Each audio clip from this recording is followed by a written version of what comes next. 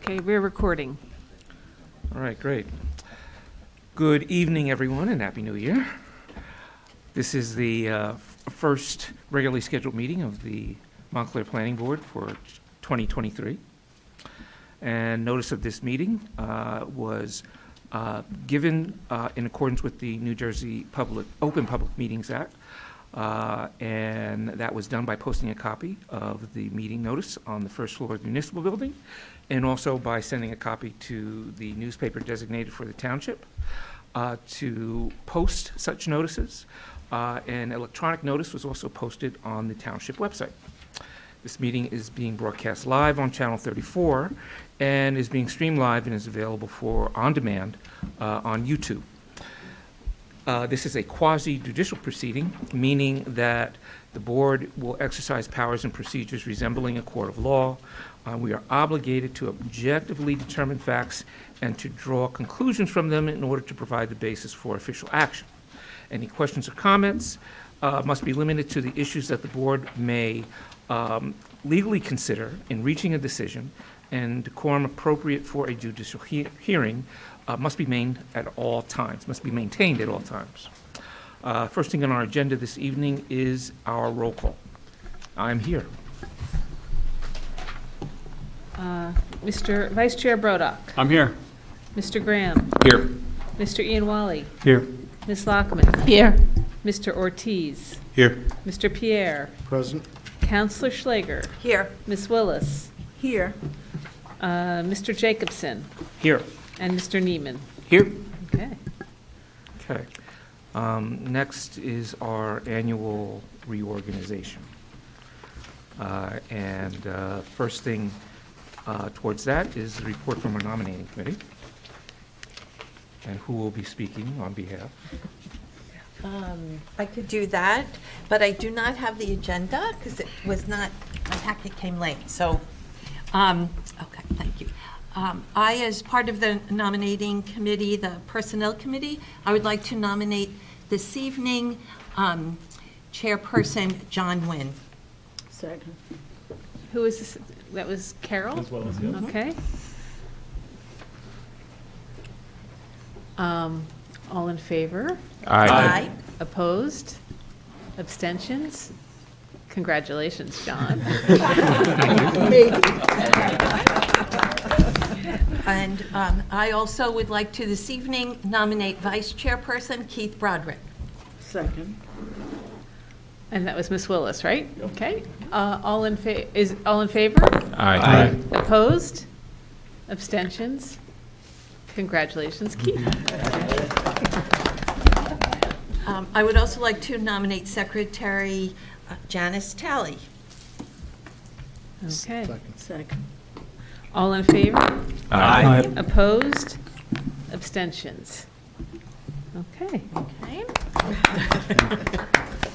And I would also like to nominate Assistant Secretary Tommy, I'm so sorry, I don't have his last name. Sibilia. Sibilia, I was just looking it up. So I would like to nominate him as Assistant Secretary. Second. All in favor? Aye. Opposed? Abstentions? Okay. Okay, great. Great. Congratulations, everyone. Yep. Thank you. Thank you. Next is our subcommittee appointments. I don't know, did you get the subcommittee list in your packets? They did, okay. I didn't get it in my version of the packet, so. Are there any changes that people want to make to the subcommittee appointments? Well, there's one blank on the communications subcommittee. Right. I think that Keith is alone right now. That's me. I think Would you like someone to join you? Or? it's a pretty light lift on that subcommittee, so it's fine. But if somebody does want to join, I'm happy to have somebody else. Yeah, if anybody else wants to. Jake? Okay. We might have talked about this before and I didn't put it on the list, but, okay. All right. So if there's no other changes to the subcommittee list, I have a motion to approve. So moved. A second. Second. All in favor? Aye. Opposed? Abstentions? Okay. All right, we originally had a application for 14 Douglas Road, and that has, oh, sorry, getting ahead of ourselves. The minutes, yes, we have December 12th first. And I received a couple of minor changes. If I could find my notes here. I think it's from you, Mike. Yeah, just a couple of typos I noticed, Janice, on page 2, the 1, 2, 3, fourth paragraph down, just the last sentence, I think the comma should be shifted to go in front of, after project and before end, supermarket visibility and access is critical. And then just, on the, do you see where I, good, okay, and then That's the other fine, one yep. was on page 3, the third paragraph down, second to last sentence, and Mr. Giosa agreed that parking and commuting patterns are still in flux, just eliminating the first "in." That's right. Just a minor typo, Thank you. that's all. Okay, is there a motion to approve the minutes as amended? So that was Carmel, all in favor? Aye. Opposed? Abstentions? I was absent that evening. Right. Okay. And next are the minutes for December 19th. And I received amendments, I believe, from Keith. Which I want to switch. Right. We had the light and the dark mixed up when we were talking about was the light on top or dark on top. And today I went back and looked at Mr. Smith's presentation. It was the dark colored exterior was at the top. They kind of matched the Okay. sky. So I wanted to switch that over. Okay. I got In that. addition to the other amendments I put in there. Is there a motion to approve the minutes as amended? Second. All in favor? Aye. Opposed? Abstentions? Okay. Okay. Now, we did have an application on, but the applicant has requested that this matter for 14 Douglas Road be carried to our January 23rd meeting. And so there'll be no further notice of that, There's right? no further notice. All right. And then that brings us to the main event of this evening, and that is the discussion on the council referral for the Lackawanna Plaza Development Plan. I would just like to comment that there's been an exchange of communication by email in putting together the comments as requested at the last meeting. The memorandum, which everybody has a copy of in front of them, I think was just that. It was a memorandum just basically compiling comments. It wasn't meant to be a report. I think we have to write the report now. And I think there have been a lot of good suggestions made in over the course of the past week in looking at the memorandum, you know, that we should implement in putting the report together. I think that the best way to do that, or I would suggest anyway, that the best way to do it would be for, you know, a committee to do it. It doesn't have to be the zoning committee, although certainly if the members of that committee are willing to. Redevelopment committee. If they're willing to do it, that's fine, but I think anybody who wants to, and we've had a lot of good suggestions, so I'm hoping that at least a couple of people, I know, Carmel, I think you would want to be involved with rewriting it. last time, And I was involved last time, so. and if Yeah. and you seem to be interested in doing it again? I will, yes, yeah. And who? But, I mean, I have a question for you. So my thought about how to do it would be to go through the redevelopment plan and add our suggestions as appropriate in the spot that they refer to. I think, I don't know, I mean, it's easier than looking at, you know, a report that says page number refer to. Well, You Well- tell me, Robin, I mean, you're the guys who are going to be looking at this. Well, again, we're really not rewriting the redevelopment plan. Right. We're commenting on whether or not Yes. it's in line. Yeah. And I think, for clarity's sake, I think if we have an organized, bulleted presentation about, here are the issues, this is the issue here, is it in compliance? What's our answer? And if we're very clear with our answer up front as to what we think, and then following that with, what backs it up, the points that we made. I don't think, again, that would require us to rewrite the development plan chapter and verse, so much as pointing out where it is weak and what it is lacking, or how it should be addressed. I mean, I can think of a couple of different ways to do it, but I think that we should be very clear and concise in what our opinion is, and trying not to overstep, what our role in the process is at the same time.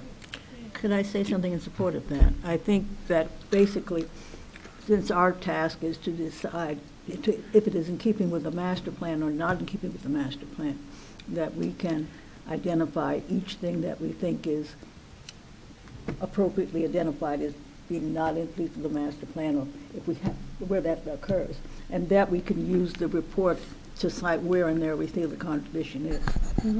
Yeah, okay. And we can also suggest what would bring it in line with the master plan. Right. Again, not specifying specific verbiage so far as, we need to do X, Y, and Z Right. in order to bring it in compliance with this.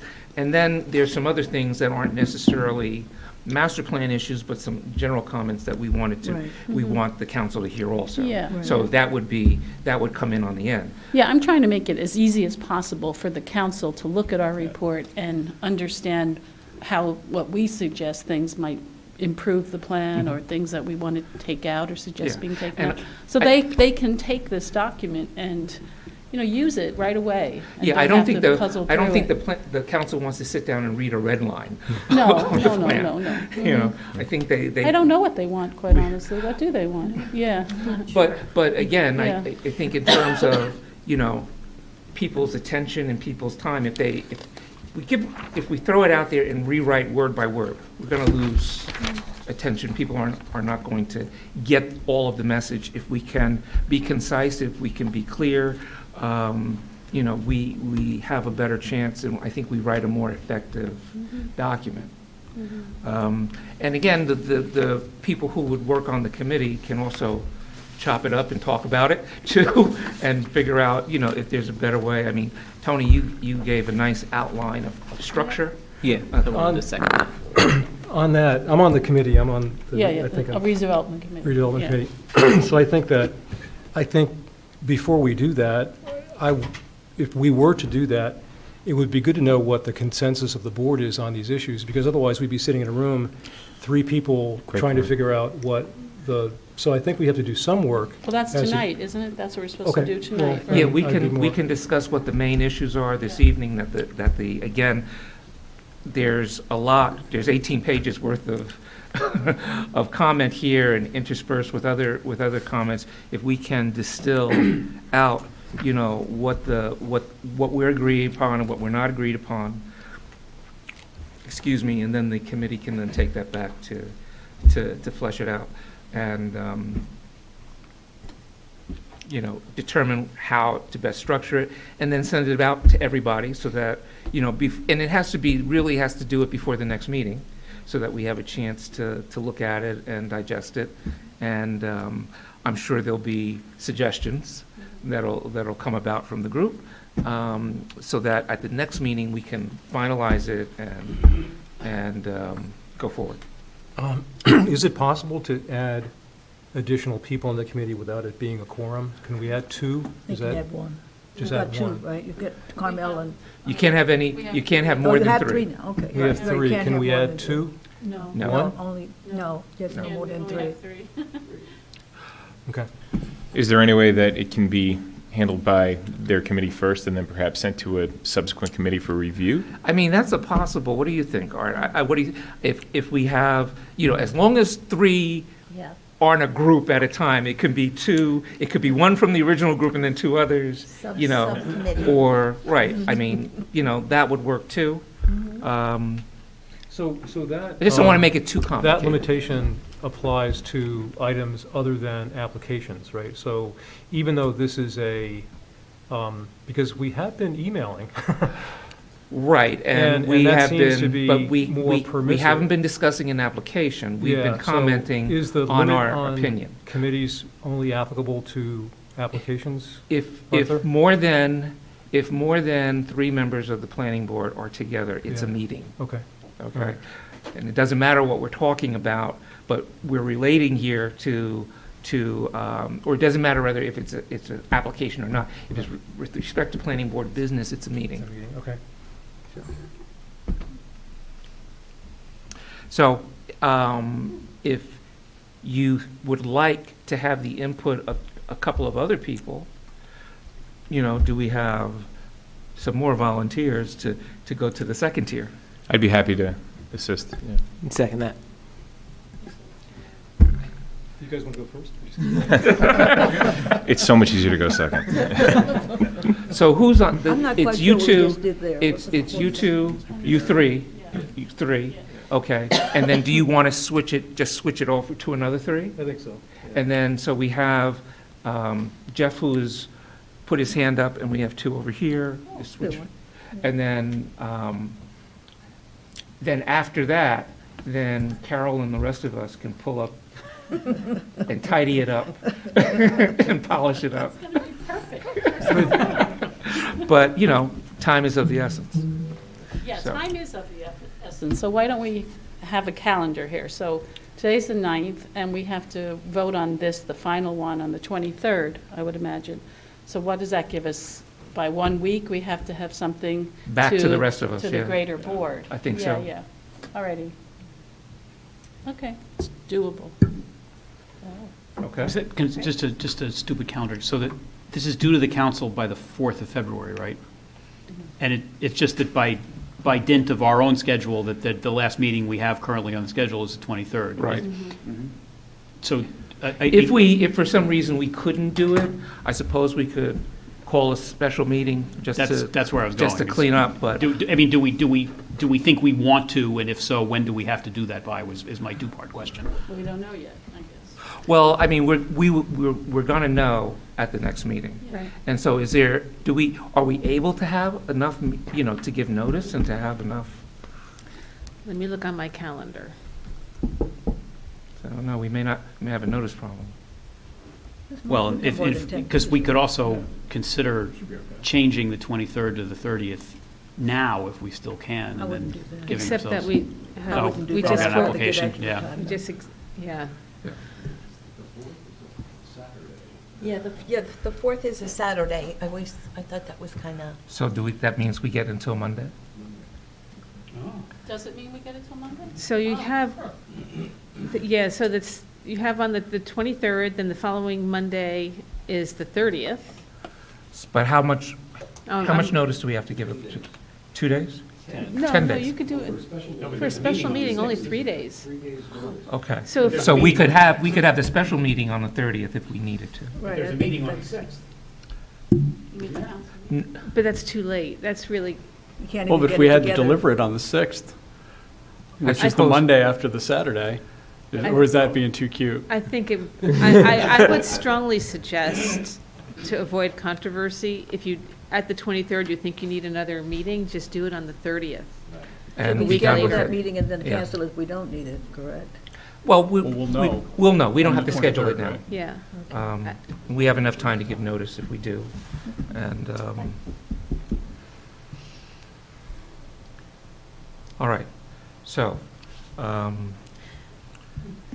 what points out of this compilation are we considering the critical points that we want to make? Okay, the issue of bulk. I is- think I've seen yeah. a number of opinions, so, And if you can move your microphones closer, and make sure you have them turned on and move them as close to you as possible so I can hear what you're saying. Okay, I think that there was fairly good consensus that the issue of bulk is one of the major ones, and that the master plan has called for 4-story buildings at a maximum height of 47 feet, and the plan is calling for 6-story buildings, which are really the height of 8-story buildings at about 87 feet, and that seems to be a bit much in the way of bulk in terms of the what the master plan is calling for, and the idea of the impact of all that bulk on the neighborhood. That it doesn't seem to be consistent with the master plan idea that we are trying to keep our neighborhoods, the character of our neighborhoods. So I think that those were kinds of things that we really definitely need to put a focus on in our concerns. In particular, do we understand the implications of the shadows on some of those buildings? I'm in particular concerned about the East Lot buildings and the buildings that front Glen Ridge. I don't know if we really have a sense of whether those homes that surround there currently are going to be in shadow for a significant portion of the day. Yeah, we got sight lines, which is different from shadow Right. impact, so. So we don't really know, We right? don't And really. that's a big concern. How do we address that in this report? I think my suggestion, if you do it, one way to be consistent with the master plan, other than the redevelopment zone, which this is, to the east and west, the master plan called out for zone C3 on Glen Ridge. So it's an easy extension to say, just extend C3 for some depth along the site on Glen Ridge Avenue. What's C3? C3 is the zone that. What is it? What's the height requirement on that? Right now, So but you it's want it to 3-story, you want to reduce it to 3 stories? Well, but the C3 has been put into place everywhere else on Glen Ridge Avenue, so the logic is that you just extend, there's no rational reason why there should be a gap. If C3 is appropriate for Glen Ridge, have a corridor of C3, and then more permissive height that might be consistent with C1 on Bloomfield Avenue, and you've got the major commercial street with a greater bulk. And then once you have that form, and you decide where the dividing line is, once you have that basic form, then I think you have to decide how much open space do you want? And is 20% okay or not? And then also step back, all the step backs and setbacks and so forth. Once that's defined, the density is what it is. There's only so much bulk that these buildings can have. And then after that, you look at use. And because the uses can be sort of intermixed, but the overall, like, for example, when you quote density per acre in terms of apartment units, it's not material because this whole site is 8 acres, and you'd say, well, we have so many units per 8 acres, but there's a lot of other stuff that's going on in that 8 acres, so it's not, it's not like you're looking at a pure Right. multifamily development. Right. So that's why I think if you look at a form-based bulk, you can get to the density, and then you can intermix uses within that bulk. I just want to understand what you mean about the C3 versus the C1. Do you mean splitting the east lot into 2 pieces essentially and having the rear of it that faces Yeah, Glen kinda Ridge like be the a way it lower is now. density and the Yeah. front of it Yeah. allowing for higher density since that's on Bloomfield Avenue? Yeah, because Okay. there's other blocks that do that, where the Glen Ridge Avenue side of the block,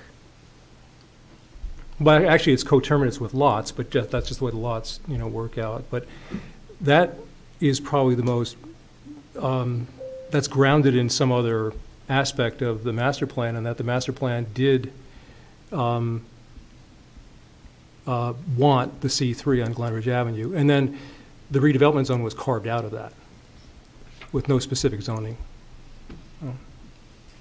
This is just a question. When we use words like bulk as opposed to height, so in other words, what's in the plan now is they've got a certain height and they've got certain setbacks and step backs. So if we are what is it exactly that we would be asking for? I mean, because what Tony just said, I completely understand with regard to the C3 zoning, but with regard to the part that's still C1 that we're going to say is not consistent with the master plan because the heights are still high, what I want to make sure we don't get into is a situation where we use the word bulk, the height comes down, but the step backs and setbacks go away, and we end up, because I was actually somewhat compelled by the presentation about the extent to which the step backs and the setbacks cause the building to not look as big as it is, but it's still too big. So the question is, how do we deal with when we use words like bulk, I just want to make sure that we're making sure that we're preserving that which we like, and we're suggesting to the council the changes that make it harmonious with the master plan in our view, but without giving up what we like about this that makes it even more attractive. Well, bulk is kind of, the sense that I have bulk is that it's a combination of factors. It's a combination of the actual height and the massing of the building, so that the feel that you get from it or the impact of the building is such that it's big, it's bulky, and not a very scientific explanation, but I think, it's a combination of concepts. And if we're going to use the word bulk, we have to define it. That's what I was trying to tease out for the help of the authors, because I think there's a lot in this that we want to preserve while trying to convey the sense. Right, because even with your conversation there, about the step backs on Glenridge Avenue, if you have a building that, let's say for instance, the eastern track, if you have a building that takes up the center of that, what is now a parking lot basically, you could still have a very deep setbacks and still allow for some additional height to a limited degree in the middle of the building, pulling it back from all sides, so that you can get some additional, but you could do that, but would that be acceptable? Is there a way, and this is just, a flash thought off the top of my head based on what you just said, and trying to figure out, in translating that into a plan document, does it make sense to allow for that sort of consideration? Because how far back from Glenridge Avenue are we saying just that lot, or what's the former lot, or is it 100 feet back from Glenridge Avenue that's only 3 stories, or is it 200 feet back that's only 3 stories, that kind of thing. So it's not that we have to come up with an answer now, but it's more or less that those things might be considered if the bulk of the project wasn't offensive, So, and again, that goes into how we structure our comments about how it gets addressed, and we could put suggestions, because there's obviously more than one way to skin the cat here. To that point, Chair, on the shadow issue, I like Tony's suggestion, the C3, obviously we all agree that complies with the master plan.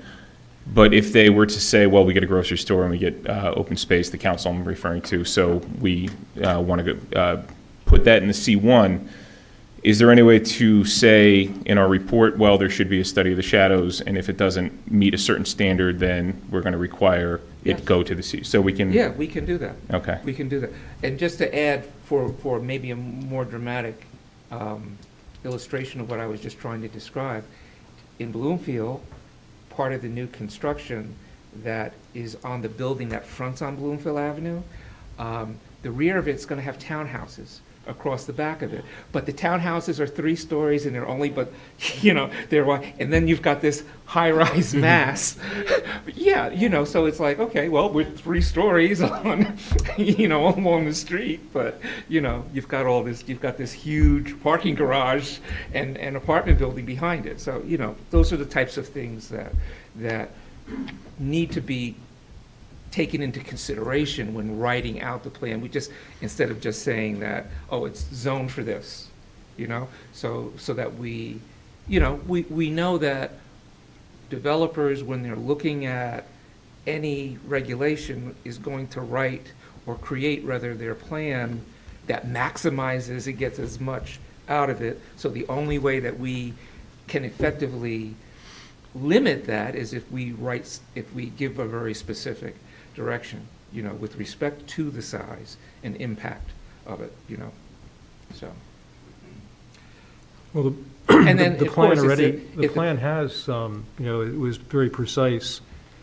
The step backs and setbacks are very precise relative to the plan that's been presented. So I guess But are they really sufficient in terms of, creating that, again, going back to Glenridge Avenue, if we're saying that that should be a C3 type of height, do the setbacks that they've established along there really effectively give you that height, or is it just at the I think you'd have to street front? You'd have where to you get- compare what the C3 requires and what the proposed in the redevelopment plan proposes and compare the two. So, Yeah. for example, if I'm reading this correctly, there's on Glenridge Avenue, on the east parcel, there's a setback of 10 feet. So the building line is 10 feet from the property line.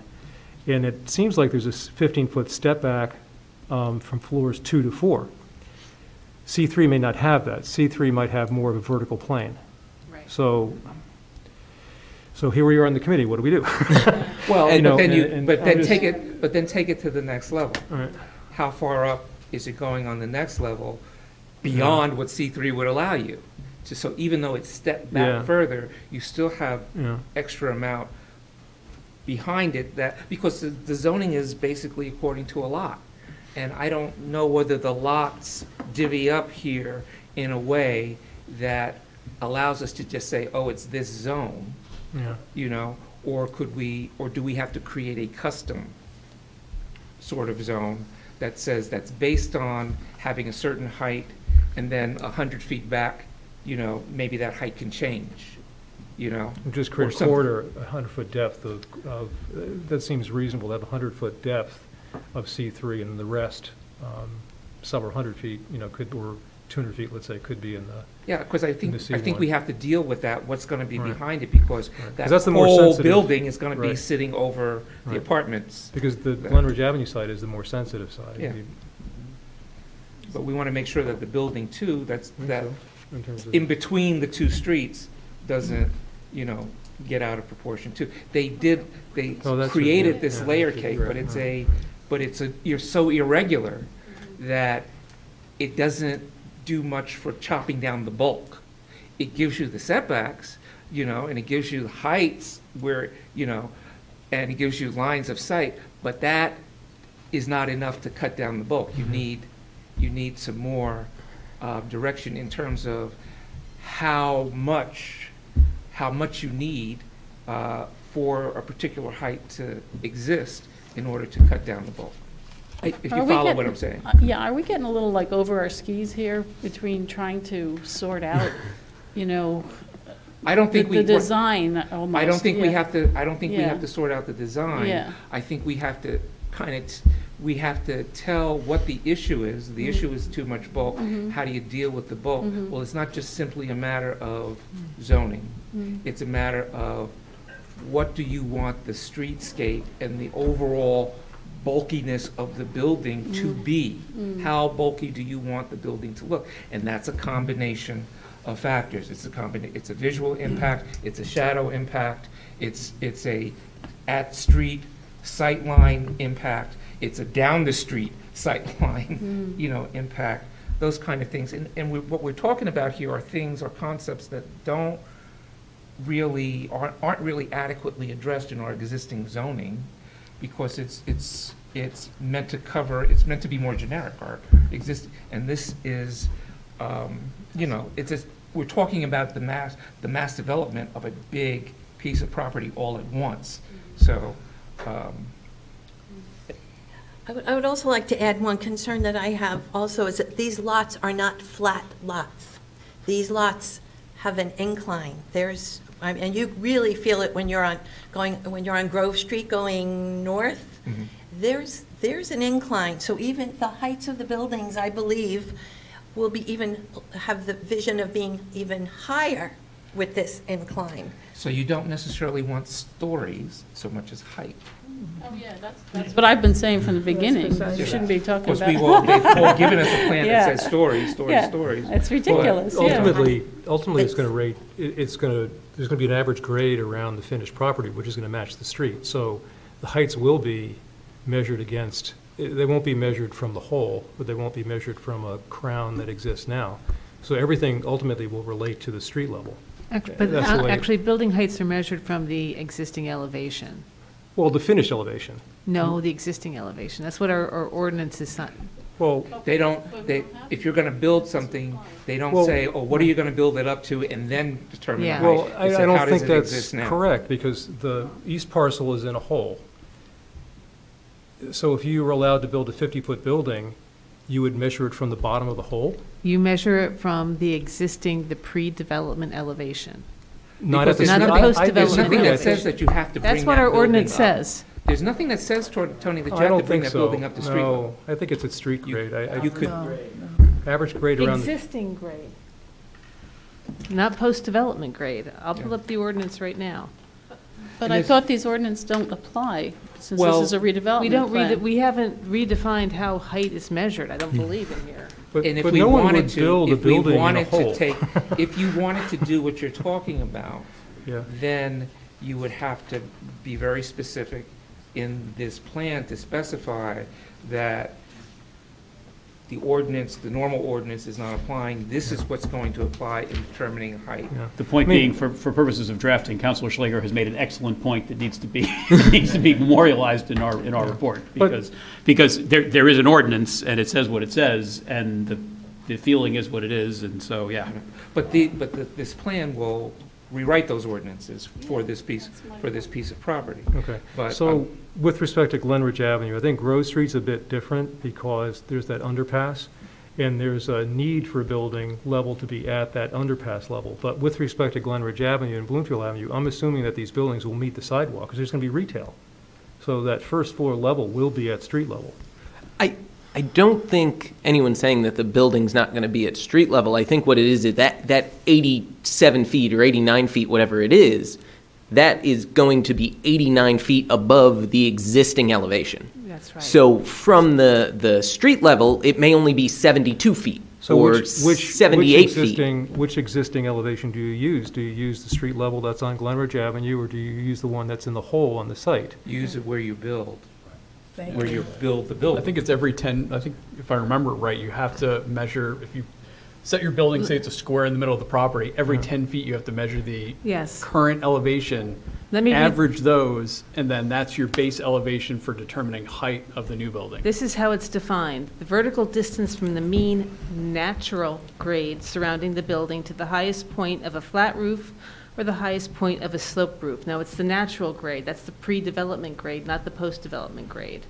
This mean grade shall be calculated using the existing natural grade at 10-foot intervals surrounding the building foundation walls. So, Well- and this was consistent in our zoning ordinance right now, and that was what was anticipated. It applies to the redevelopment plan. So in that east lot, do you start from Glen Ridge, then go 10 feet from, because that's a very significant dip, right, from Glen Ridge down, and then back up to Bloomfield. So Right, it's the- just to be clarified, so you start from Glen Ridge, that's your base. You start wherever you 10 put feet your- out, measure, 10 feet out, measure, all the way till you get to Bloomfield? No, you No. start, like, if, wherever you put your building, so if I'm looking at figure Oh, where you put your building. Okay. 6 of the redevelopment plan as it sits, and it shows buildings A, B, C, D, E. If you're looking at Glen Ridge Ave, building D, you know, it's kind of got that U shape as I'm looking at it here. Mm-hmm. North is up, or, well, I guess that way. You measure right where that building foundation wall is all the way around. It looks like it 10-foot comes up intervals. to Glen Ridge, So if I'm that, not mistaken, that right? building That one does does, come right yeah. up to Glen Ridge. And So in then- that case, And it goes, it's one continuous building. I mean, there's no break, right? this seems to on, show a on the break, east but- side. No, Kinda looks like but it it's on- connected, right? So if you look at it, yeah, you show a dip in between, but it's still Mm-hmm. one building all the way around. Like there's no way to walk in between those two buildings. So you would measure from Glen Ridge and do 10 feet all the way to Bloomfield, right? Because that goes all the way up to Bloomfield Avenue. Yep. Okay, all right, I just want to make sure. That makes sense. So you wouldn't be measuring, to Mr. Neiman's point, the 87 feet from the dip in the bowl. It's the average, so it could be. The average. Yeah, okay. Yeah, so it's not from the lowest point, it's from the average around the perimeter. Right, so to Ms. Schlager's point, Councilperson Schlager's point, it could be much higher than we're envisioning from the middle of the bowl. Yeah. Yeah. And that has to be taken into account in determining the maximum heights. And, I guess the way to do that is that if you were to build now, you wouldn't want the height to be more than, let's say, 75 feet above, and whatever the height, let's, for sake of argument, 75 feet above the natural grade. So however the building plan is, once it's developed, it can't exceed what would have been 75 feet above the natural grade, regardless of, where the land has been regraded and what the actual height of the building. But also, I'd like to point out, you measure it at the setback line where the building's going to be built, and so where the natural grade is taller, which is closer to Glenridge Avenue, that's open space. And I think if we do On Grove Street, it's open space. On Glen Ridge, it goes right up to. it's right up to the It sidewalk. goes right up to the sidewalk, essentially. But Yeah. not adjacent to Grove Street, okay? And the setback along Glen Ridge, I believe, is 10 feet. Yeah. It's 10 feet, so it's 10 feet Yeah. from Glen Ridge, and it's also set back, it's at an angle, so it's not a constant. And one of the things we recommend is putting a setback requirement for Building D, that portion. So generally, that is the higher points are closer to the road, so when you measure the height at the setback lines, it's not going to be as high as it could be as if it was measured within the setback line closer to the road. Well, we But still have to either- address it. But either way, you Yeah. don't want it over a certain height. Right. From the natural grade. Right. Right. And we're not, and this design may change. We'd have to anticipate that it could change. So we have to, again, make a very specific suggestion with respect to height as to how height will be dealt with and what factors need to be taken into consideration. But just to synthesize all of the comments that have been made so far on this, starting with the word bulk and Councilor Schlager's comments, so a lot of the public discourse here has been about stories. And we've been making the point that just ain't the way to look at this. And so I think we have the ability to kind of really grab the council's attention here by talking about height and not just the number on the page, but the perceived height given the way the property works.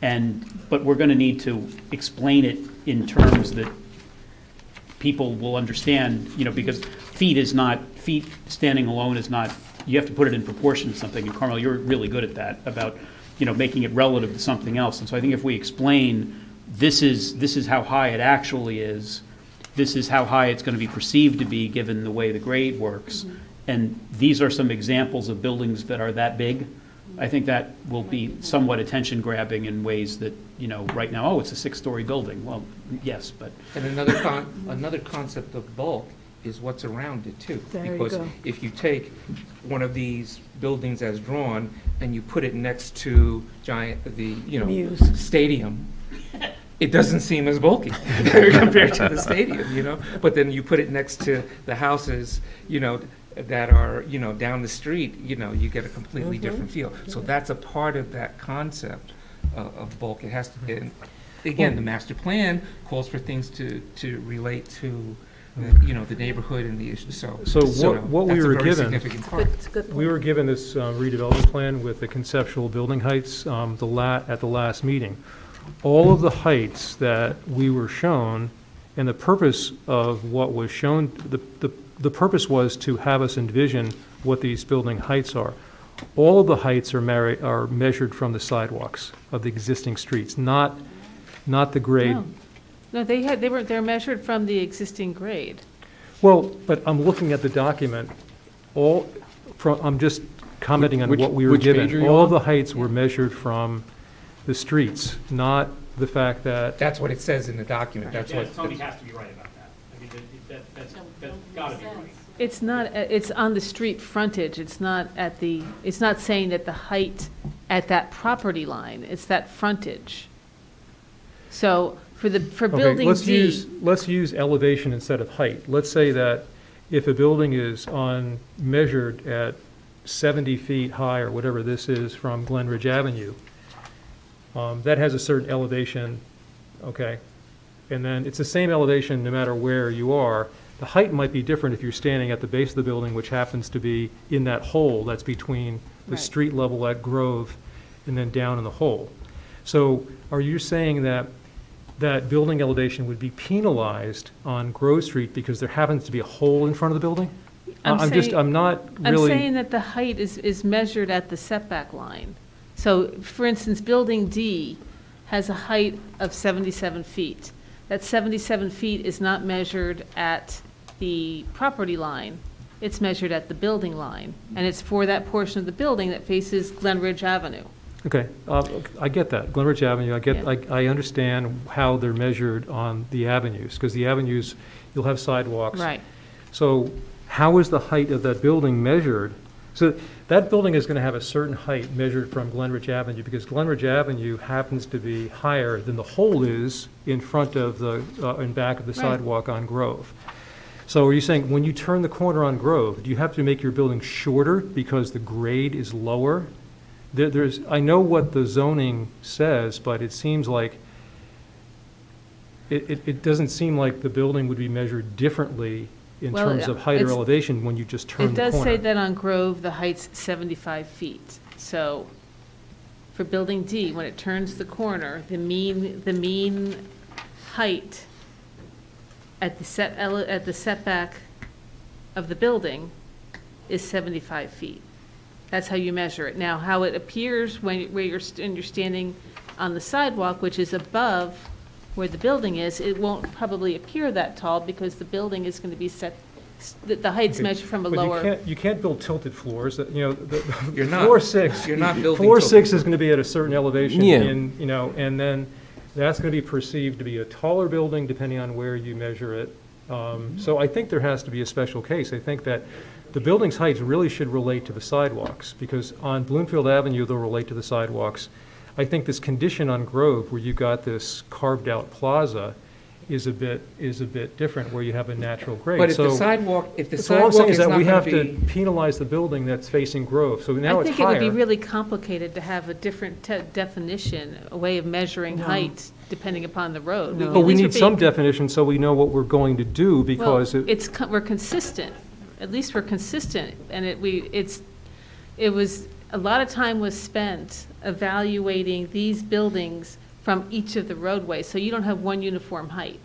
That's why there's a different height for each frontage, because of the different conditions of the topography and the setbacks. Okay, Led to- so let's say on Glenridge Avenue, the building is allowed to be 75 feet tall. Just using some number that might be. And remember, that's the mean. It's the mean? It's the mean along that frontage. because the building is set back from the property line. It's not just one measurement, you take the, you Okay, measure it. along that along that line, along the Yes. Glenridge Avenue line, okay. So then you turn the corner, and the grade dips down 10 feet, right? Well, right, but I'm not sure, I think the building is, again, it's set back, and I don't have my measurements there, I think it's set back close to 40 feet from, But I'm not talking about Grove Street. setbacks, I'm talking about how the fact that, But I'm saying you're measuring height 40 feet away from the parking lot, at least at the corner, and then it gets a little bit closer to the road. So that's where you measure the height, at the grade where the building is proposed. I'm going back to John's clarity and concision. And what this is telling me is that this is, I mean, that the subject is very complicated, and the comment is not. The comment is that by virtue of the differing heights, grades, elevations of the lot, the plan as it stands is going to potentially create greater heights than people are contemplating because of the way the town calculates heights. And perhaps we can find an example in the plan to demonstrate this. We don't have to hit every place in the plan, but if we can show an example of something that will be perceived as especially large because of the combination of the height that's allowed in the current plan and the elevation, we can demonstrate to the council that this is something that they need to bear in mind. I mean, the point is, I'm not disagreeing. it may Lem- be a good idea Let me just to give you have an Ira. example of what we're talking about. So if I'm building D, if the maximum height is 77 feet, that's measured at the setback line, and it's mean, and the sidewalk is 10 feet above on Grove Street, or maybe 7 feet above. So again, because the measurement is based on the mean where the building line is, and you're walking by, the building's going to be lower. So you're not, it's not going to appear to be as high because you're, It's going to look lower. It's going to look lower 'cause you're It's going to above it. look 10 feet Well, shorter. that's an example in that direction, and I think there's an Exactly. example in the other direction, too. Right, in the other direction, it looks like well, it I was looks. trying to address You see the whole the thing. Grove Street issue that Robin Way This may raised. be an overly simplistic example, which is if you have a walkout basement on a house, and the front of the house, say, drops 10 feet, the front of the house is going to be, say, 30 feet tall, but in the back, it's going to be 40 feet tall. The house is still flat with level floors and all that jazz, but it's two different heights, depending on where you measure it from. So I don't know if that helps clarify things. And maybe you look at it from the standpoint, if you're going with the existing grade of the streets, because we're not going to change how the streets are graded, then maybe you decide that you don't want anything that's more than 50 feet above street level. And so if 50 feet above street level allows for 3 stories on one side, and maybe it allows for 4 stories on the other side because that other side is lower, maybe that's the way that it works. But again, we don't have to craft the measurement so much as we have to convey the concept, and because we don't want the building to look at the highest point on the street, wherever, we don't want it to look but so high, because otherwise it'll get too bulky, that hybrid concept. I want to kind of bring it back to the master plan, and I shared some thoughts earlier, and I think largely it does a pretty good job. The master plan repeatedly discusses at specific points that are within transit corridors and commercial corridors that it's worthwhile to go outside of regular zoning to allow for greater bulk and increases for a public benefit, right? And a public benefit can be something as simple as public space, which this plan has. It can be something more opaque as housing in the general thing, commercial development, office development, which the master plan calls for. And so I think that while we have concerns about the height and the bulk, I think we need to separate out whether it conforms to the master plan and whether we as a planning board think that that's the best thing for the site. My understanding of our mandate is that we're largely supposed to decide whether we feel it complies with the master plan. And we can have personal opinions on the development itself, but the master plan repeatedly tries to say that there are special places that more development will help preserve the neighborhood character surrounding the community. It'll help preserve our businesses downtown. It'll help preserve the character and feel of the community because you're able to use these resources, right, which is access to the downtown corridor, access to public transit, access to shops, restaurants, and all these things, trains, to lessen the impact on the rest of town. I think this site is kind of perfectly written for that, and the master plan read to me as essentially saying, when you have a big parcel of land downtown, do a lot with it because they don't come around too often. That doesn't mean we just build a skyscraper, right? That's not what anyone wants. But I think it means we need to think a little beyond what the zoning outlines, because the redevelopment plan allows for form-based code because this is a special place, right? It's a special opportunity, and it wants to look beyond the pretty rigid structures we've set out for the rest of town. I also think we need to be consistent in how we reference the master plan.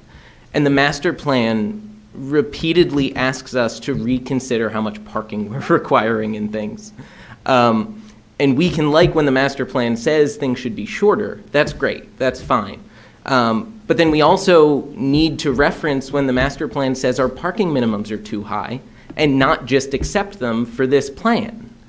We need to be consistent in how we use the master plan, and if it complies with the master plan by becoming shorter, right, then it would also comply with the master plan by lessening the amount of parking, by increasing the access to public transit, by making a better bus stop, by providing bike parking and a bike lane. We can't look at the master plan only for the stuff we like. And there's stuff I don't like the amount of parking it calls for. But there's also stuff I do like it's understanding that when you have an opportunity like 8 acres downtown, you need to do something with it because you don't get those opportunities frequently. So I just wanted to make sure that I brought that up. But this is a balancing of interests, right? So if we're talking about, yes, this is a big opportunity to do this, but our consultants were sitting here in front of us and has been pointed out several times by this board, they said they're creating a new neighborhood, not necessarily integrating this into the existing one. That's a real concern. That's one of the reasons why we talk about height and bulk and why we talk about use and open space like that. When it comes to things like parking, right? I understand your position that we want to make a more walkable downtown, but not at the risk of the surrounding neighborhoods. And until we have a data point, until we have somebody who can come in, a referee, to come in and tell me, yeah, you're going to be fine if you cut 500 parking spaces and we're not going to, overly burden the surrounding community, I'm not willing to take that risk on behalf of our neighbors. It's just not something that I think that is something that's going to take more study and more time to get to. And I think, I agree with you, this should be, something special. I think there's some interesting things that they're doing here, but we have to really take into consideration, is the public benefit worth the bulk? Is the public benefit worth the height? Are we putting people who have been living in this community for a long time in the shadows now, after they've been living there for decades? And are we just dropping something in there that's going to just service a wealthy, community, or is it going to be something that integrates with the community as a whole? So I'm with you, but I think that's why we have to be extremely careful with the decisions we make on this plan. I wholeheartedly agree, and I passed along to Ms. Talley a note about, for example, including higher floor plates to ensure that parking that is built, it can later be adapted to ensure that, in the future, should needs change, that we're able to adapt that space. I think it is important to integrate the property into the community, and I think I'm going to sound like I only have one horse here, but I really do care about more of this. But I think so much of this centers around, as currently written, we're going to need about 9 acres of parking to fit all those spots. The entire site is 8. We're going to build more parking than the site has land. And we can do that because we go up, right? But that's a huge reason why we have these bulk problems. And I understand that we don't want to overburden the community with parking, but overburden the community with not accounted for motor vehicle usage. But we're also overburdening the community with a ton of concrete that's going to sit empty 80% of the time. I'm going to ask, because I've been having this question on my mind since we had this debate the last time. Who do you think is not driving to this site? Me. Everyone who lives in town who doesn't own a car. There's the people living in the apartments. Yeah. There's the people coming to the offices. There's the people coming to the retail, including the supermarket. Yeah. And this already has a shared parking built in with assumptions that I think are off the wall. And so, I hear you. You're right. But there's an awful lot that's going to be built on this site. And in an ideal world, 40 years from now, maybe few of them are driving. But right now, and this has to become an economically viable site. And of course, and I'm not saying we limit the amount of parking that is allowed, right? I'm saying let the development account for and build the amount of parking it needs. Our decks are not at capacity. They're just not. And to do that, we have to do something else that we also mentioned, is that was have the proper homework done. Yeah. Have the proper studies done as to what is really proper. On page 6 of the memo that was drafted by Janice, there was a section of it that's talked about the 5 big ideas within the unified land use and circulation, and it raises questions about, have we reached saturation on this issue? Have we, and these are the kinds of things that, and I'm not saying that this is an exhaustive list, but this is an example of the kinds of things that we have to raise with the council, that this plan, when it gets, we're suggesting it be revised, should account for.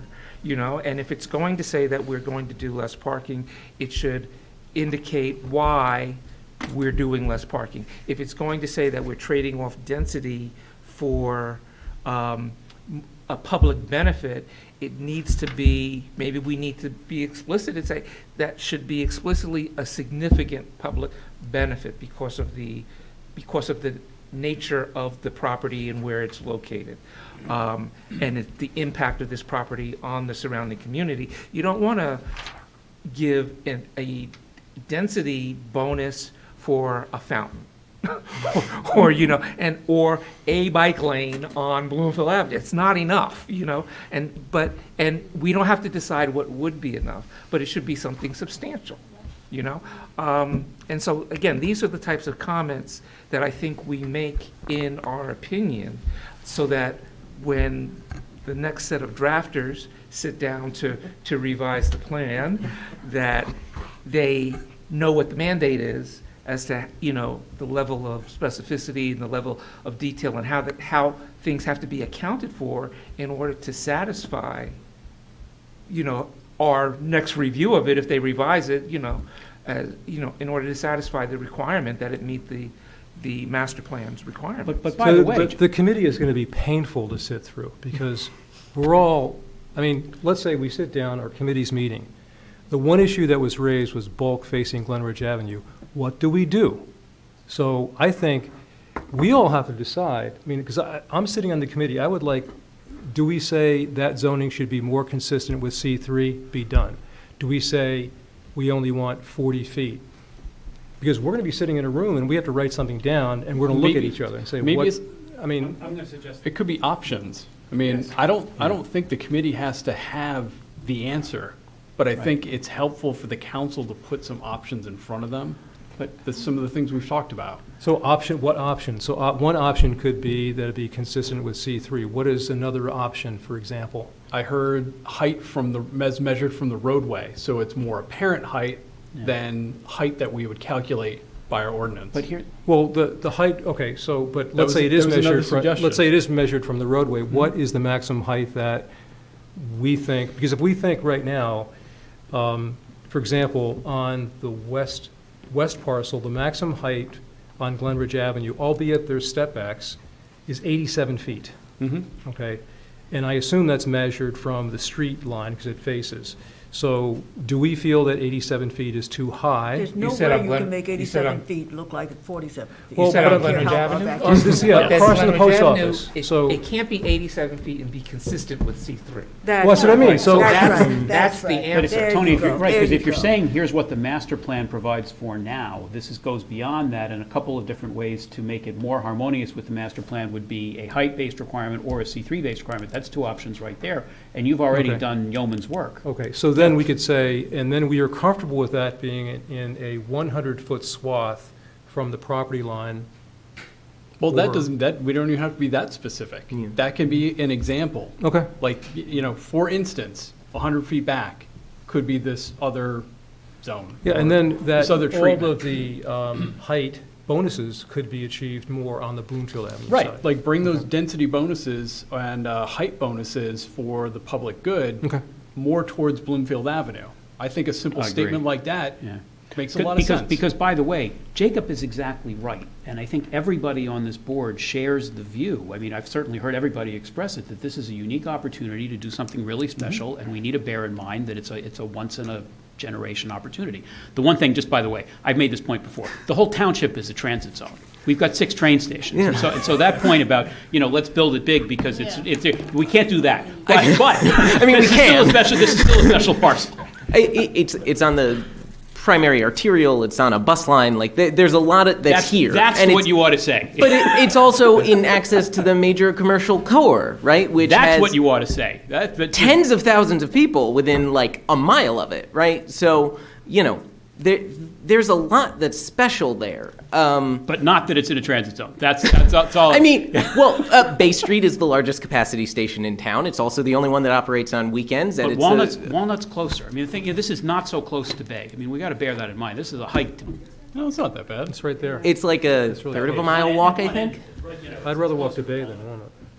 It's more direct to Walnut. But just from a, why are we saturating just the Bloomfield Avenue corridor with this type of overdevelopment, in my view, when we have 5 other train stations? Because we're already pregnant. Because we're already pregnant. But that's Right, but part of the point. that development on Bloomfield Avenue, if there's going to be development, it needs to be there, but it needs to be consistent with with the Yeah. impact what's already there on Bloomfield Avenue. So that's the limiting factor, is the existing issue, what's existing there. It can't negatively impact that.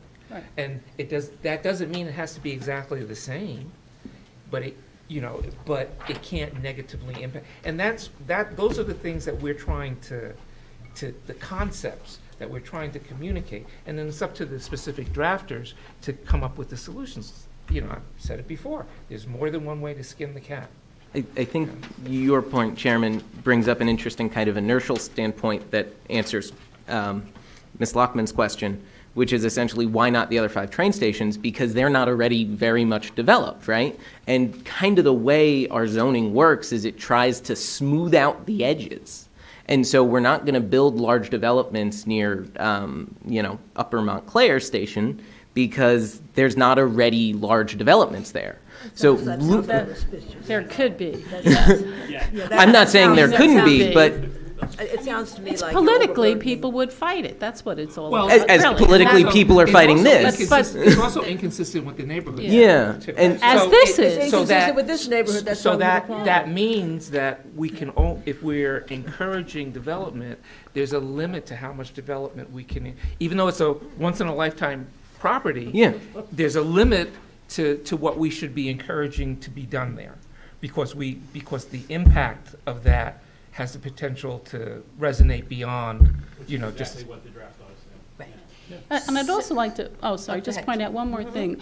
On that Bloomfield Avenue corridor, I believe that there's at least two more parcels that are subject to development at 6 stories or whatever the developer comes up with. So we can't really look at this in isolation. This whole Bloomfield Avenue corridor, if we build the bulk that this project is described in this redevelopment plan, and then we look at the other 2 or 3 sites, whatever it is, it's really going to overwhelm that area. And do we really want that to happen?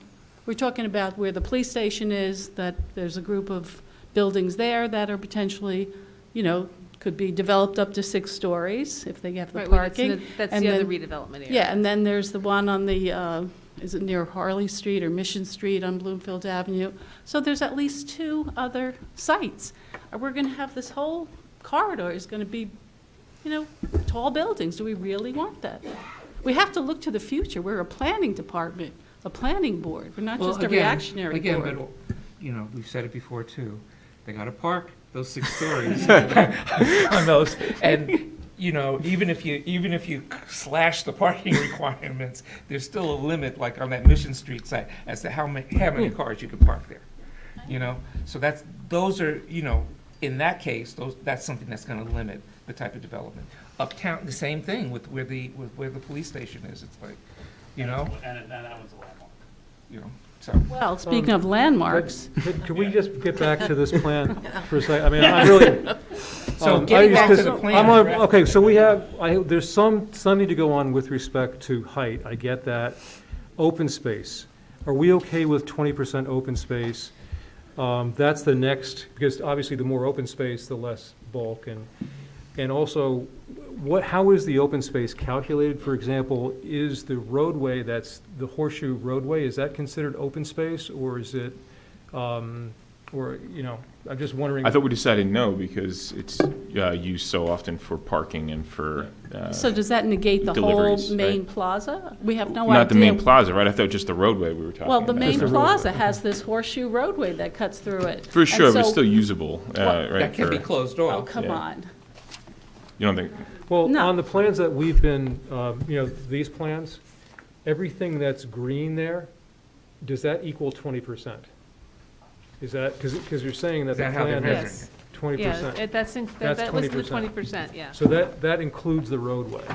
So I guess the question is, with respect to open space, is the board comfortable with this, or the committee has to write something different? I can't personally say whether 20% is the right amount or not. And I think the challenge is going back to what the chair said, what are we getting, from this public benefit, from having open space here that's always open to the public? What are we giving up, I should say? How much is it for worth? that? And I think one of our initial meetings, there was talk about, well, maybe we have less open space and less height, or less stories. I can't say, is 20 right, is 15 correct, or is 25 correct? I would trade some height for public space. I think if it's quality, I that's pretty would. clear. If you're And that- proposing and Tony, that buildings public that space- cover the entire site with no public space, I'd say that's not consistent with the master plan relative to what needs to be created. Even historically, even if you go back to the Montclair Redevelopment Agency, when they took this property a long time ago, they wanted to reserve places for playgrounds for children in the neighborhood. If you go back to the directive that was that the Montclair Council did, that never happened because there's 2 recessions that it went through, and then we got some condominiums built, basically, through that major portion. So this is the last shot that we have to create some of the desires of that original plan, 40 years ago. So I think that generally open space here is good. I guess my question is, do we think that it's adequate, and then move on?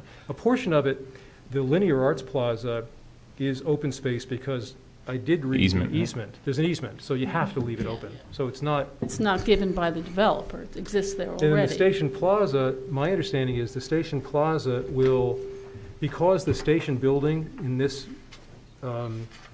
plan is being demolished, the Station Plaza is the effort to retain the historical aspects of the station. Is that my understanding, the way it's The been presented? stanchions. The stanchions. Yeah, the stanchions and the bit Okay, of- so then. What about the head of the tracks, too? It looks like they're ripping that out as well to get right up to Can the, we just define what that is? the head of the tracks is where the trains would pull in. There was the platform. shed. The shed, yeah.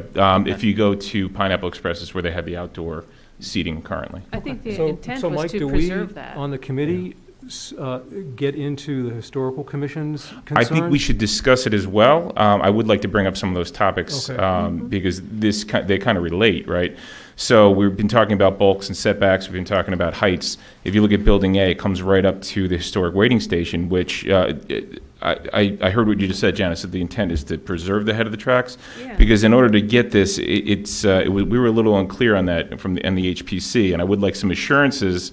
Because it looks like it comes right up to that building, and then there is that, at the end of the head of the tracks, there's that portion, that structure that is made of the same materials as the train station, and it looks like in the plan that gets demolished. Am I looking Are at, you talking about what's facing the north or what's facing the I'm west? talking about what is facing Lackawanna, what's Crane Park. if it- Facing west.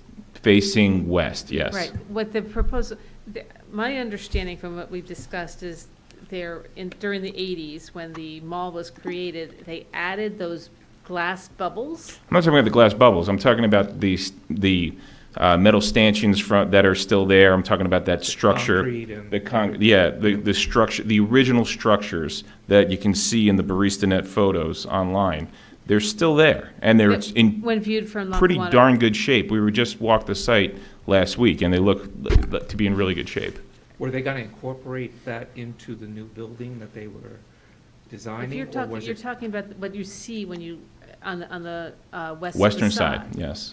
My understanding is all they're going to remove are the glass bubbles, and everything else Okay. is going to be retained. That would be So helpful to that have was as a my shell. understanding, so if you want to put that into the redevelopment I plan. would also suggest that, and we'll bring this up with the HPC report as well. Currently, it says we should preserve the station, we should preserve the sheds, it's got to be shell. Right. And then if we're going to remove those things, come back to the HPC, have some oversight of this. That's got to be in there, that it's got to be Right. shell, preserve these things. That's a The good other point. thing is, who makes the decision? Because when I was reading the document, it seemed to me that they said something to the effect that they plan to keep the station and those heads, and that the other things, that they would move to where they wanted to put them and whatever. And If it sounded to feasible, me they like said. that should be the decision of the Historic Preservation Committee, not the developer to decide that the freedom to destroy anything else other than those 2 things, or move them, or do it, whatever they want to do with them. It Well- seems to me that there's a lot of maybes and shoulds and not enough shells. in that section of the document as well. I agree, and I think, if you look at the stanchions inside the mall currently, they all seem to be in very good shape. It would actually make a tremendous setting for a supermarket to clear out those walls and just have those stanchions open up and do like in Hudson Yards, build the platform over it. But if the more HPC oversight we can have of these items, I think the better. And I think if we can put something like that in the I don't think the opinion plan. has really been heard by yet on what the. HPC's has had, have we 2 meetings on this already? But we've had a couple meetings on this. And we have one more meeting coming up this week to discuss our report that we're going to be including with the planning board report on the 23rd. Mike, do you know if the Station Plaza, the outdoor space is outlined the way it is, does that not remove some of the existing platforms and stanchions, or is Yeah, that- it would. I can't see how it doesn't remove some of the existing stanchions, and Okay. yeah, I don't see how they do it otherwise. But Okay, so- I could be wrong. I could be I wrong. But thought the idea was to maintain the stanchions. As much as they could, right? In But the Yeah, station but they were still plaza. talking about moving. They were talking about moving Yeah. a number of But them. I think those were some of the other ones, not the ones that were in the station plaza. That's the whole I reason. think they were just talking about the ones that are along the front facade, Right. but not where it bends out, there's- Yeah. Well, clarity would on which ones are going to be moved, I think is paramount. Okay. And I think Do you maybe we that- add that and maybe have some oversight with the HPC. Do you think that our committee should not address the historical aspect? I'm thinking we just don't address it at all and just No, wait for you guys to. I just wait do for us that? to add that portion of the Yeah, report. Yeah, I think it would be a lot easier. Well, You're still we're meeting. going to have something for you, and we'll submit that. Tommy's actually putting together our comments, and we can have that maybe Okay. included with this All right. report, and have it all as one greater.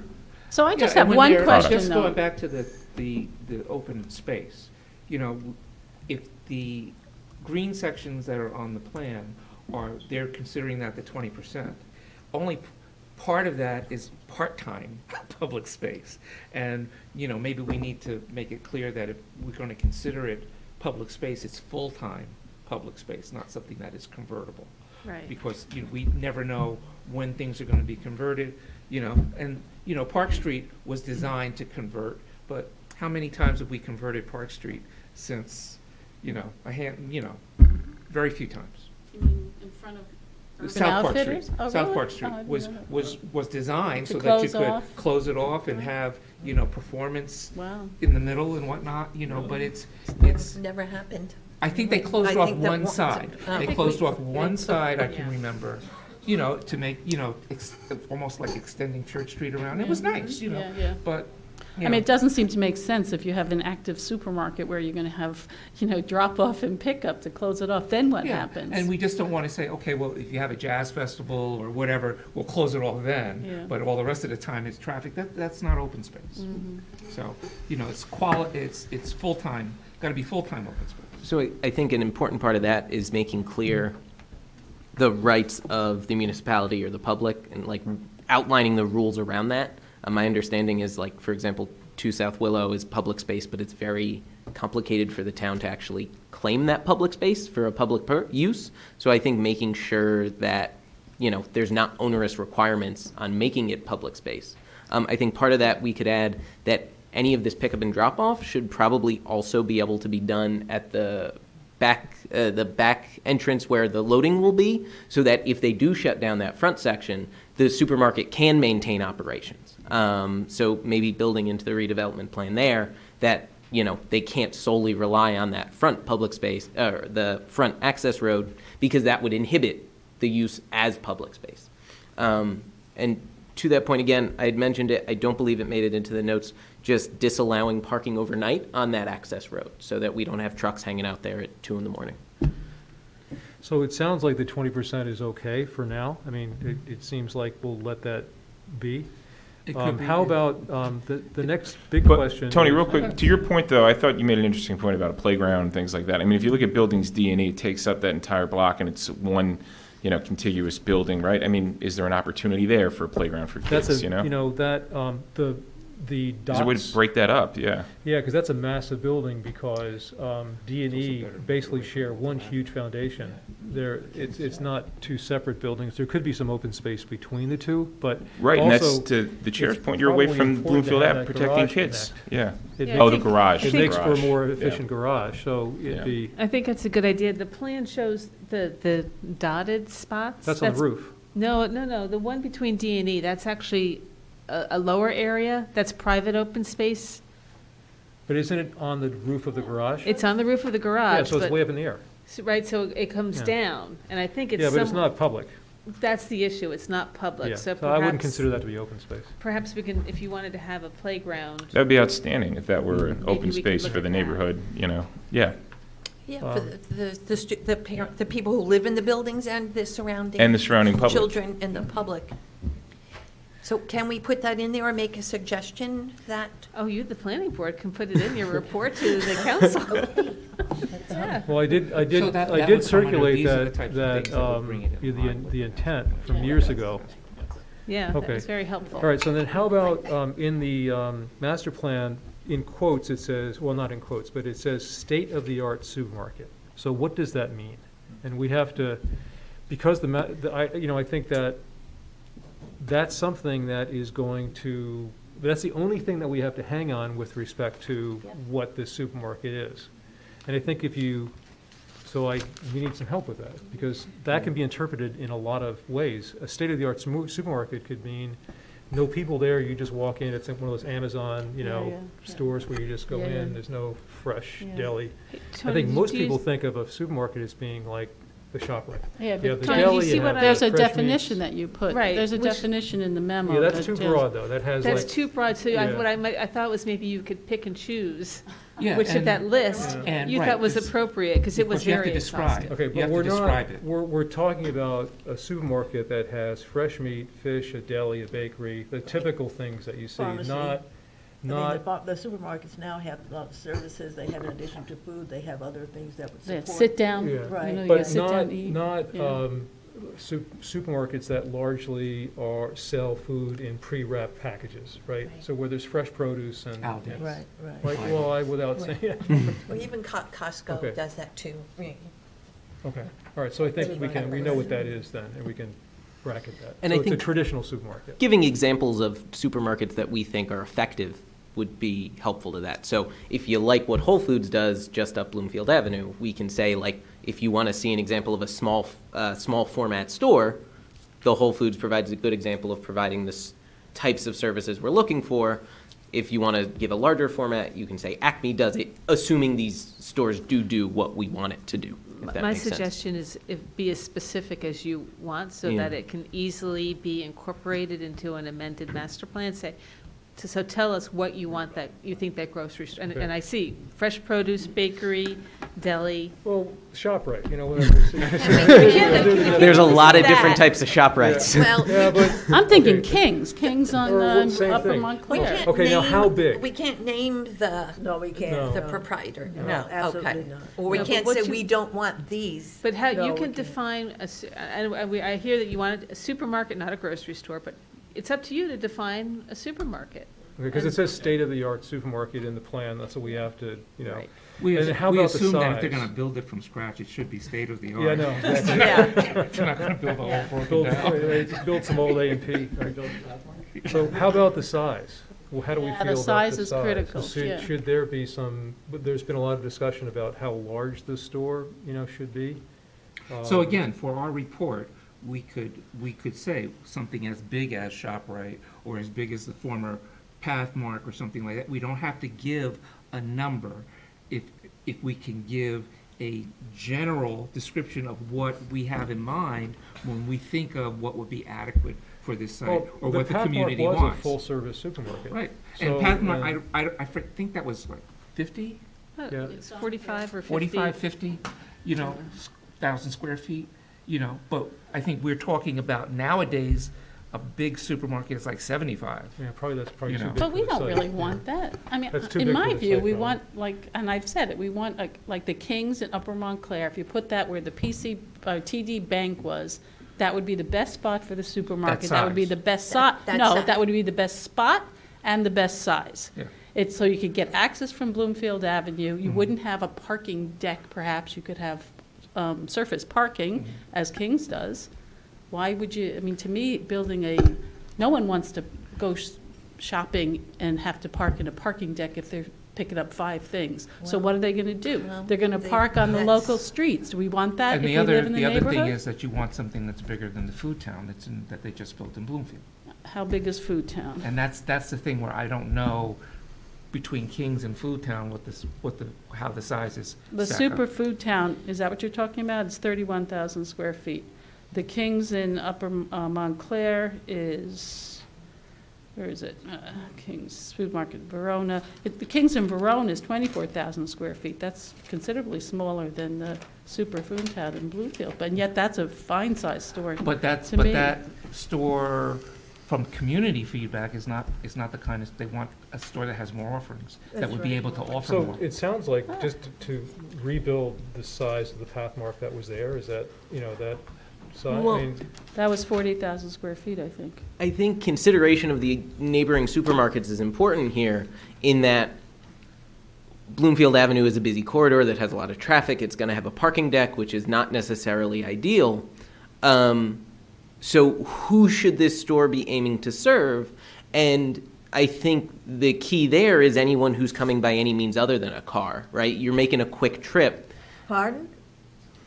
Are you? say If that you again? can drive, right, you can go to any of the dozen full-service supermarkets within 10 minutes of this site that we list in that report, right? Yep. So how is this supermarket going to differentiate itself? How is it going to survive if it only gets people who are? I'm able not to saying walk it's to a only going to supermarket? get individuals No, who come by other seriously, means. Seriously. Yeah, seriously. I don't believe it would, but I think it needs to focus on serving the market it can and trying to be the place people go No, on that- Sunday that- for their I once-a-week disagree. groceries may not be that type of store. There's a segment of our population that doesn't want to travel to Bloomfield. They could get to Pathmark, but getting to Bloomfield, ShopRite in Bloomfield is a task, So, yeah, there are people who are going to be doing the dash, the daily dash, or the every other day dash in buying, but we want a full-service supermarket. Oh, yeah. No, That yeah. that will support the residents, so that the residents basically can get all their food from that supermarket. Yes. From that supermarket, I and wanna not have to clarify go something. outside of Yeah. the town. I want to clarify what I'm saying because I got a little aggressive. But what I'm saying is that we want to serve a community that is not necessarily have a car. But in order to serve the community that hasn't got a car so they can get the things they need, you need a supermarket that is viable. And a supermarket entirely that is agree. viable has to have the parking and the access so that people who are buying more can shop there. I Otherwise, entirely you're going to agree. wind up with a little local grocery store where you pick up eggs and milk. You've got to have a supermarket that is serving a broad-based public so that it can serve those who are walking there well.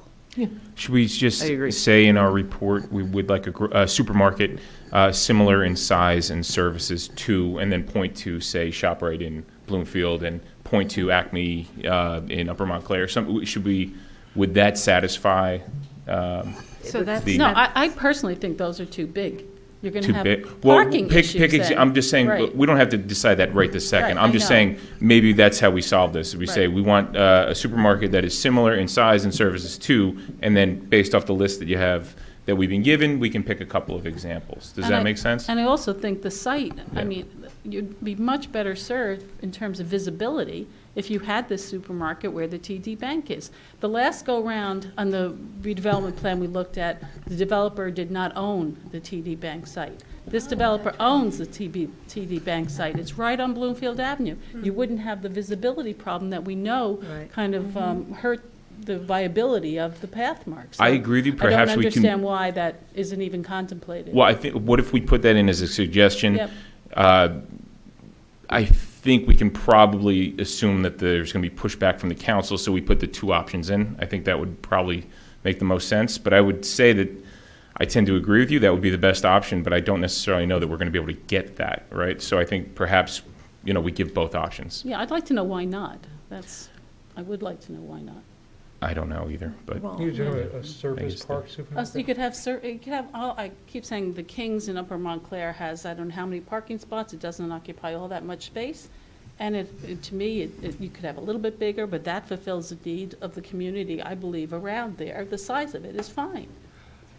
It has two It's two parking parking lots, lots. and actually has a little bit in the back. The Well, trucks pull up right, in the back. that's where the loading Yeah, dock is, yeah. in the back. It works. It Yeah, works. it works fine. And that's my concern. My concern is, I kind of agree with you, I think my concern is the viability of the supermarket. Yes, sure. And I'm very concerned that you have a supermarket that's set way back and has no access from any of the main roads. Right, should we And that- cite to the that pinnacle? to me seems to Sorry. be a very bad plan for a viability issue. yes, exactly. You cannot, according to this plan, enter the supermarket from Bloomfield Avenue unless you have to go that route. You know, all it takes is the 20 parking spaces per pickup, and you got to keep moving so that anyone who wants to come down Bloomfield Avenue, which is a main corridor, and shop at the, will keep the traffic moving as they would like to do, but can't stop to shop.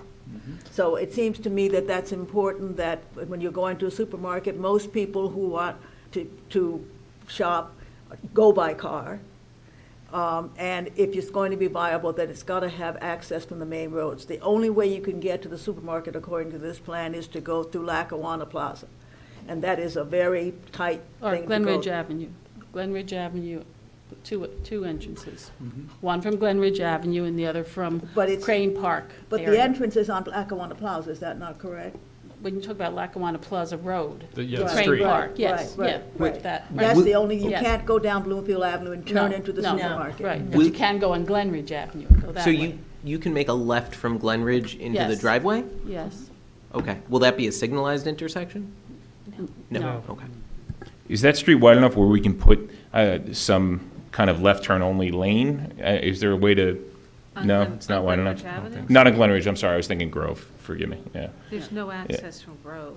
That's right, okay. There's no access that's from right. Grove, and now you say it's from Glen Ridge, but I don't think people who are traveling from Verona or north to Verona are Well, gonna no. know to go to Glen Ridge Avenue, you know. No, I they agree. think, probably I'm turn really left on- They concerned would turn that, left on Lackawanna Plaza Right. and then into the. and but they then- would have to know that, and the supermarket is not visible, is hidden by other City, buildings, right. so that you won't even see it until you're very close to it. So there are issues there that I think really, in terms of the access, and are relatively important. And also, I'm wondering about, supermarkets must have free parking. Now, if you go into the deck, we'll have to make sure that people don't have to pay to get their groceries, So the messages in our statement to the council is that the design of the site has to be such that it will contribute to the success of the supermarket. right, the In terms of viability, right. visibility, in terms of ease of access, Right. in terms of the size and the offering of what the supermarket has, and those are the kinds of things that we would have to that whoever's drafting it would have to say, okay, we need a 50,000 square foot store, and it needs to be here, or it needs to be there, Right. in order for it to work. Right. And, whatever the number, whatever the correct number is. And with all those buildings they're putting up, supermarket needs to be number 1, not number 6. Well, and- You mean and- as they build them? As they build it, as we're building Oh, this, interesting. that the Right. supermarket ought to be first thing on the agenda. What did the marketing department of the mystery supermarket want their signage to be up front and up center? And they want to succeed, they want Right, they people want to to say, succeed. oh, look, there's, the They would, but- Verizon ShopRite, and They so, would. and, But again, it has to be, just having the signs is only one component, because again, go back to the Food Town. Food Town is on Glenwood, you see it there, but people are like, well, where do I get park? in? Where do I put my car? There's no spots on the street, so where do I put my car? And, luckily for them, there is a driveway entrance right next to the front door, but you don't really know whether that takes you into the apartment building or whether it takes you into the parking for the supermarket.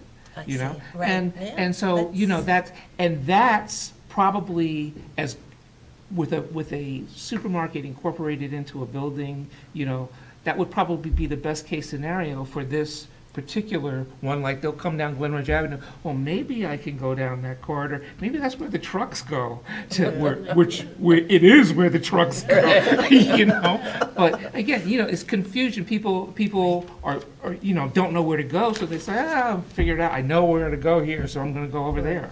It's gotta be. Because it's going to have to draw Yes. from outside the Yeah, community that's if it's right. going to be, successful. So, Right. we have to think about that. Okay. So back to the excuse me, wait, one supermarket sec. location. What about a lease? Can we say anything about a term of a lease? So if this supermarket comes and after 3 years it's not successful because nobody can find it, or nobody knows where to park, or people don't want to park in a deck to go grocery shopping.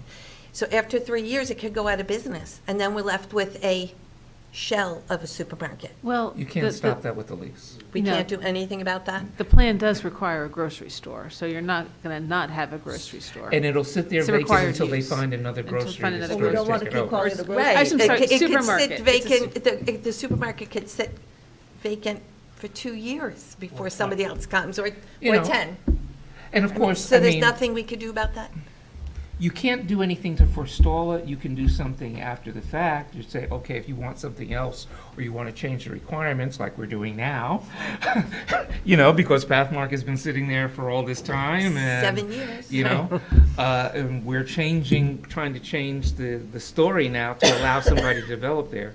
But there's no way that you can guarantee, hold a business hostage. Say, you have to operate this business for 10 years, even if you're losing money on it, because they're not going to do that. That doesn't make business sense. So, I mean, I Okay. made, during the process, I made a bunch of comments about the supermarket, and I prefaced them brightly by saying I'm not a supermarket developer. I'm a customer for the last 52 years, but that's about it. And, that doesn't qualify me to know what's going to work. I mean, somebody's investing a lot of money in making a supermarket go, and they seem to think that they can make it work in the short term. I happen to agree completely that I don't know that it's going to be viable over the long term, particularly if we don't get the signage and the parking right. But I think that for purposes of this comment that we're making to the council, I think we should be careful not to suggest that we know supermarket economics, but I think we can say that, okay, council, bear in mind that, number one, you've required this to be a supermarket, and I'm carefully using the term supermarket because we don't want to use the term grocery store, because Carol Willis has been right about that from the start. But so, the council has required this to be a supermarket. The supermarket, according to the consultants, and I thought that this was very useful, part of the report, the consultants demonstrate that there is a definition of something called a supermarket, and the council has required that that's what this be. We on the planning board have looked at this, and we've raised some concerns with the developer about the long-term viability of this. We do not possess the expertise to opine on this with any great degree of accuracy, but the council needs to bear in mind that we're worried about it, we're thinking about it, and the way the current plan works, if the original tenant doesn't work over a longer period of time, the way this works now is that the site would sit vacant until such time as somebody else wants to come and make a go of it. But why would that work if it didn't work for the first guy? And so, it's just something where they built this entire thing around the idea that a supermarket would come in and be economically viable. And maybe it will, maybe it won't. There's nothing we can do about it. But now, Well, help. I think that they've said that they have somebody lined up, all right? And the business is not going to say, oh, we think that this is going to be viable unless they did do some research. And because it's a lot, like you point out, it's a lot of money, it's a lot of investment. And so I'm sure that if they're being honest and they have a supermarket lined up, that grocer, that business has done the due diligence and thinks that you can make a supermarket work there. Pathmark worked there for a long time, and the only reason Pathmark went out of business is because it merged with A&P, and A&P had too many stores. So they had to close some of the Pathmarks, and the A&P in the area was better to keep the one uptown than to keep that Pathmark. you know? But the whole thing about, in the long term, even though they did full due diligence, you know, prior to making whatever commitments or having discussions that they had, 2 years from now, you know, something could happen and, you know, could have another COVID epidemic and so, or the next big thing happens and, you know, you've got a different set of circumstances, so you can't predict what's going to go on. But I think we can assume that if they have somebody there, that they think that it's a viable place for a supermarket. And I would also assume that it's going to be viable on similar terms to how Pathmark was viable. And Pathmark was viable not just from the Pathmark community in Montclair, but the fact that it drew from Bloomfield and it drew from Verona and it drew from other places would come here to that Pathmark because that Pathmark had stuff that they couldn't get at the stores that were close to them. But isn't the Bloomfield, in the time that, when Pathmark was there, I don't think Bloomfield had a supermarket. Bloomfield had ShopRite. It did? No, the ShopRite it had, but the one on Bloomfield Avenue, that new The food town, that wasn't there. The food town wasn't there. Yeah. There was a smaller supermarket, well, it's grocery, you know, that had Right. multiple stuff. And we also had, for what, we had Acme for Yeah. a while, Yeah, we you did. know? Right, where the- But again, it's, you know, in terms of business, you know, it's not just the Montclair community that is needed to support a viable store there. They have to draw from an area that also includes neighboring towns and also takes into account people, you know, I'm going home from work and I go right past Pathmark every day, so I stop at Pathmark to get, as I go up to my home in Verona, or I go to Caldwell or wherever, you know, or I head to Newark, you know? It's, And also, since the Pathmark was there, there's been a lot of building in Bloomfield and in Verona, so there's more people who could potentially use the supermarket. right, and the food town, it's a nice supermarket. I shop there myself, but it doesn't have everything. You don't get fresh meats there. You know, it's all prepackaged meats. So- And they don't have, you know, their selection has limits on it. It's not like the same selection that you get when you go to the ShopRite in Bloomfield. I go there because it's easier. It's closer. But, and the produce, you know, it's you know, maybe, I won't even venture, the produce section is very small there compared to what they have, you know, in Bloomfield. So those are the kinds of things. How close So can what the we as a council, board- I mean, Go ahead, sorry. no, so I'm just trying to think, we're sitting in a room, we're writing this thing about the state-of-the-art supermarket. It sounds like the takeaway is that it's about the same size as the previous store, and it meets the definition of a supermarket. Where it is, we don't care, right? I know that there's been some suggestions, but Well, it needs to be- what It does, has to what be does this visible. board want? I mean, if this supermarket who's coming in is comfortable with building A, The plan has to be written around the supermarket's viability, not the supermarket being incorporated as part of a maximized plan to get as much But all I'm commercial saying is and that residential if out we're writing of our it. comments on this, do we want to specify more than further defining what state-of-the-art supermarket means in size? It has Do to we be just defined. I do think we need to define it. Yeah, so my questions are, how much further than saying it should be about the same size as the previous Pathmark and should be some definition of a supermarket, not a grocery store? What more does this board want to include? Size and selection. Okay, that's it. I disagree. And I think being we able should to make the park. recommendation that it go on, And to have- on Bloomfield Avenue and look something like the King's in Upper Montclair. To me, that's See, I a don't much think the better King's- supermarket than having a three-story deck trying to get into the supermarket that you can't see and can't get into from Bloomfield Avenue. Again, I don't think that the King's in supermarket, the King's as terms of supermarket, to me, is just is a different kind of flavor of Whole Foods. In terms of, Whole Foods has a limited selection, and, you know, they do their thing. King's does its thing, but it doesn't have, I think what we really want there is a supermarket that offers a broad selection, not only name brand goods, but also the private label goods that come in at a cheaper price point, but give you just as good quality, and also have maybe pharmacy services, and, you know, Oh, well, all, then you're getting more than I was, I'm thinking just a supermarket. I'm Yeah. thinking about what Pathmark was there. Those are all the things that Pathmark was. And that's what operated there successfully for a number of years. You know, and those are the things that the supermarkets closest to us don't have, but ShopRite in Bloomfield does. Can I ask you this question? Just how much are we allowed to ask in this? Or not ask, but how many shalls versus shoulds are we allowed to have in this description of the supermarket? I think we're giving, again, we want the basics. And, you know, it needs to be viable.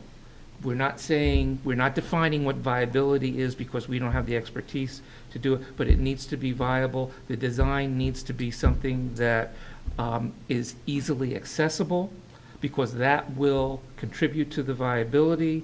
It shouldn't be buried in, you know, it shouldn't be buried in the site. It should have, and it should have a broad selection of fresh and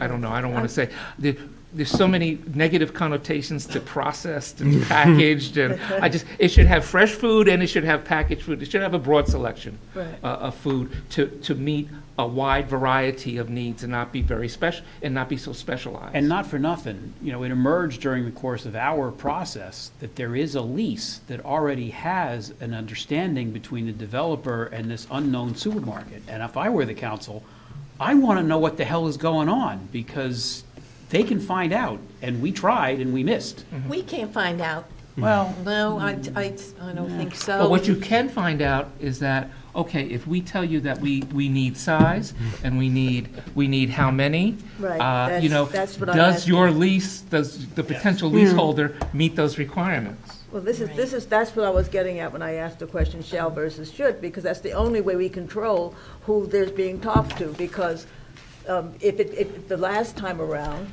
we were sort of, it's a secret, and then the last day we found out that it was a very Yes. small operation. So can I And offer? See, so that can- operation was happy with that, Can I because that's suggest- all they could do. Can I suggest that it should be shall? Right, Then? right. And then if the council isn't, for some reason, it doesn't work, they're going to change it. Can I also say that it's a done deal? Whoever's coming, I believe the developer has stated he has a lease, that he's not allowed to disclose who the supermarket is. So we could say shall as much as we want. it's actually, so. And I- it's a done deal. They made some noises about if we insisted, they'd be able to do it. So I don't think the lease is quite that. I didn't hear that. They Yeah, no, did. that was said sub rosa, but they There said. has to be Some something in the Rosa. agreement that says, if Montclair does something that we can't do, we can get out of this lease. There's got to be something like that. Okay, so now that we've solved the supermarket, can we move Oh, on yes. to, how about, there's other uses, I think that, you know, there's an office use, and, you know, office, I'll put medical office in with that. The medical does have a higher parking ratio. Do we want minimums on office? I think that having commercial and having offices for Montclair is a great idea, and I think it's a good part of the plan. So are we generally comfortable with the office use? Okay, so that's, Yeah. Any minimums or just what's shown right now? I don't think there's a minimum here, but it's a building. If I remember right, there is a minimum office. There is, okay, good. Is that right, Ms. Talley? 90,000 square feet? That's not, okay. So no comments there. Okay. And then is there any sort of requirements that we want for restaurants, entertainment, galleries, art? Is there anything, any sort of art plan that is, that needs to be overlaid? Well, I think if you going back to parking, there was a recommendation to put in a separate parking requirement for restaurants. Oh, I'm sorry. Yeah, if you look at there was a recommendation to add a separate parking requirement for restaurants. I'm going back to the parking discussion related to that. Okay.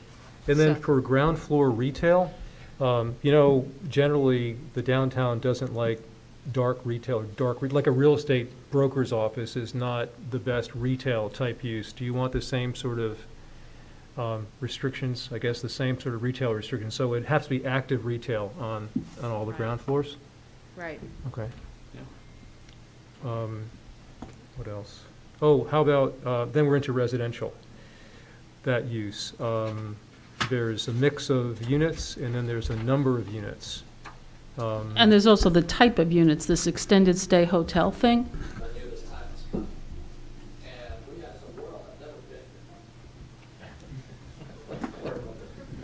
So how do we feel about keeping an extended stay hotel, if that's, I mean, that's what I'm calling it, this Airbnb thing? Why is that in there? And why do we need that? And, you know, that's certainly different than having residential units where people live. And it looks like there's 57 of them that could only be rented from 3 days to 90 days. And we talked about making that a longer period. But I don't understand why that's in there. Why we need an extended stay hotel in this complex? Well, I don't know. But these are apartments that are being used for like corporate Corporate rentals? people, yeah. Right, it's basically, it's called short-term rentals, Is so. there a minimum lease of a month on those? Well, that you had suggested that, Tony, yeah. Yeah, That's I not in would there now, recommend, if it's right? a true corporate apartment, it's not like an overnight thing, then it becomes a hotel. Right. So it would be more of a minimum month. That, I think, would be more of a corporate furnished rental. But why do we need that in this type of residential mixed-use development? It's out of the blue in my Well, mind. it supports other businesses in town. Yeah. Yeah. I mean, if the offices, if. They But do it it's at Bay out of Street, character right? with the They- neighborhood, for sure. Well, they do those at Bay Street. I Yeah. Yeah, actually had to use one because we were out of our house for a few weeks. But yeah, they came in handy by Bay Street. The week-long to, short-term Was rentals. the minimum lease there 1 week? We had, I wanted longer, but we had 10 days and then we had to get out because that's all we could get. Okay. You know, you have What- recording studios in town, you've got other businesses that are developing that may need people to come in from out of town for short periods of time, and they don't want to put them up in the M. MC because Hotel, no? It's Or the too George? expensive. Yeah. Or, you know, they want to have a place where they can cook and they can, operate and they can do business and work and stuff like that, and be in close proximity to the downtown area too, so, Yeah, and I it's a think small in your number. case, if a family, 57 if a family units. needs a You know. place. of Family four. 57 house out and- of Yeah. 375. Okay. It's not exactly that small a number. Because we were a family of four, Carmel, there were few options and we weren't going to be in a hotel for, 10 days when, it just didn't make sense. So we were able to get a short-term corporate rental and much cheaper. So what should the minimum lease be then, if we have to write this? 1 month, 2 weeks? What does the board feel that we should write in? And do we need 57 of don't them? need Yeah. I mean, I It's you know, 15% or something, right? It was 15, yeah, 15%? it's 15%. Yeah. Yeah. I mean, is that What was required? the- And Yeah, what was the science? it's It was just 15. coming how up did with that that. come up with that? That was the maximum? It's a maximum of 15% is the way it's in the redevelopment plan. Oh, okay. And Because they're not gonna keep them as short-term rentals if they're not able to rent out the full 50%. Well, that's the question. It's also like the workforce housing element. If it's not working, if the workforce housing isn't working, and we're not getting applicants, and if the short-term hotel is not working, what happens to those units? Does a portion of them become affordable housing? Specifically with the workforce, I'm thinking, Well, let me answer that, What? because the short-term rentals would transfer into regular rentals. But the workforce housing, what we had proposed or suggested is that administrative mechanisms be put into the redevelopment plan so that they are handled the same way we handle our affordable housing units. That way we have a process by which these units are identified, they're marketed, you create a waiting list for them, which we didn't have in the other redevelopment plan. By having the process in there, I think we get better assurances of their Well, I success. think Okay, and since we're what talk- Carmel is saying is that can you add on to that process that if you're not getting the Right. anticipated wait list, or, you're not getting enough interest in them, what would they convert to? Would they convert Yeah. to then affordable housing, or would they convert to market rate, is what you're saying, the short-term rental? I can probably guarantee that if they're below market rate, that they will be occupied. But that didn't work out at Seymour Street. We- So No, those were we not had below none. market rate. Those were not below market rate They were units. just- Those, They the way that was written is we had to preserve a certain number of units or make them available to township employees at market rate. Okay, all right, so Nobody that was would be in- the reason. And we Yeah, offered yeah. it, and nobody was Yeah, interested yeah, in yeah, it. yeah. Okay, so, So we had none. We had none. So We had this would none. be not just the verbiage, but if you have an administrative mechanism to keep them going and create this waiting list, so and you have somebody that will be, and this would be our administrative agent, maintaining the waiting list. So, okay, so my question to you is, it's been stated that that's going to be reserved for Montclair residents or Montclair people. Is that true? Or is that Yes. not true? Yes, So you're that's going to true. have 20% Workforce. affordable housing for Montclair residents or Absolutely. We Montclair-connected have it- people, and 10% workforce housing for Montclair-connected people, Yes. not just random people from all over the state. Well, in our recommendation, let's just say shall, Yeah. right, for that requirement. and that's our current administrative requirements in our zoning ordinance for affordable housing includes a local preference for Montclair Township residents and employees. That will also apply to this. And who will administer all of that? Well, for right now, we've always hired an administrative agent that specializes in this. And they maintain the waiting list. They ensure that the deed restrictions are in place. And who will pay for that administrative program? Okay. The town, that part of that money for the affordable units is paid out of our housing trust fund money. For the workforce housing, we would probably have to pay those out of the budget. Out of So the- out we of couldn't the- use the trust. the town budget. Yeah, so a portion, if we continue that, then that would have to come out of the township budget. So it's not subsidized by the developer? It is absolutely subsidized by the developer. Then I'm not getting Then it. I don't. Because of the Okay, rate. it's two different things. The rental rate.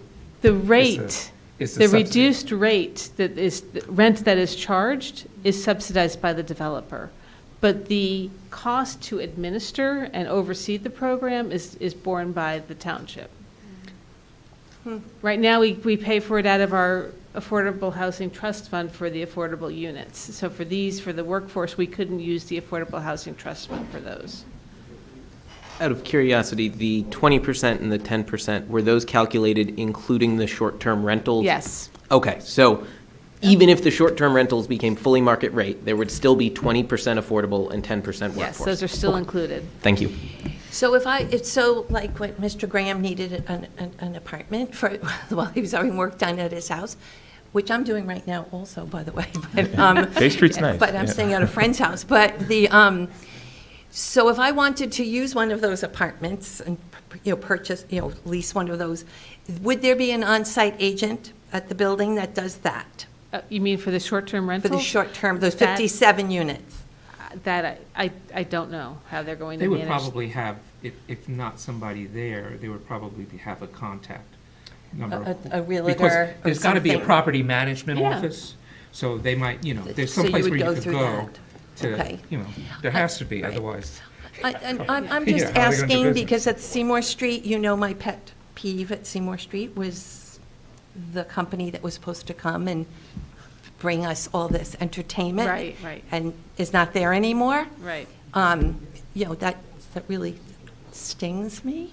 So I always feel I have to ask those questions on who's going to be there Right. to do these. But then things. again, we're asking for something that can disappear, right? That's right, it can, like Yeah, it did and on that's Seymour very- Street. That's exactly right. We were Yeah, sold an idea of something that. That's right. Yeah. Yep. So with respect to apartments, we have no comments? Just, I think, to Carmel's point, just say we shall provide it for Montclair residents. Right, okay. I thought we had a First. concern that we wanted to deal with in terms of the number of apartments and That's the units. next question. And Okay. I think that 15% of what number, because right now. Yeah. You're there's talking a- about density. I'm talking Yeah, about we're about density, I'm talking about that they're 375 that are proposing, proposed, the yeah. prior plan, which we passed, was like 154 or something like that, and we've got double the amount of units being proposed, and I'm wondering if anybody would care to discuss that, because we did discuss it as a part of our earlier discussions, and it seems to be off the board somehow today. It seems to me almost like you need to back into the number depending on the parking availability.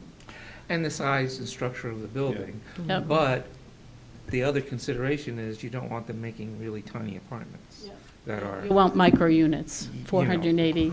yeah, but You know, Is that this is still a not thing? Manhattan. Yeah. People get tired of living in closets. Well, if we When it's have, the only thing affordable, people don't have a choice. Yeah, well, I But they're know, not going to but be, I this mean, is going to be luxury housing. It's not going to be My affordable. apartment, when it was built, was luxury housing too, right? Like, it's luxury housing because the developer wants to rent it out, The developer right? says it's Like, luxury. they say it's luxury housing. Market rate housing, when it's built, is generally on the upper end of the spectrum, and then 20 years down the line, it's in the middle, and then 20 years after that, it's more towards the bottom, right? Like, it's luxury housing because developers want you to rent it. It's not luxury housing in any different sense than what would normally be built there.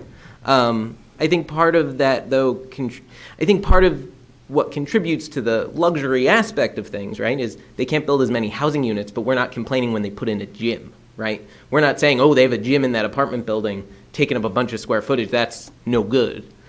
When there's a lot of housing units, we tend to be a little more rowdy.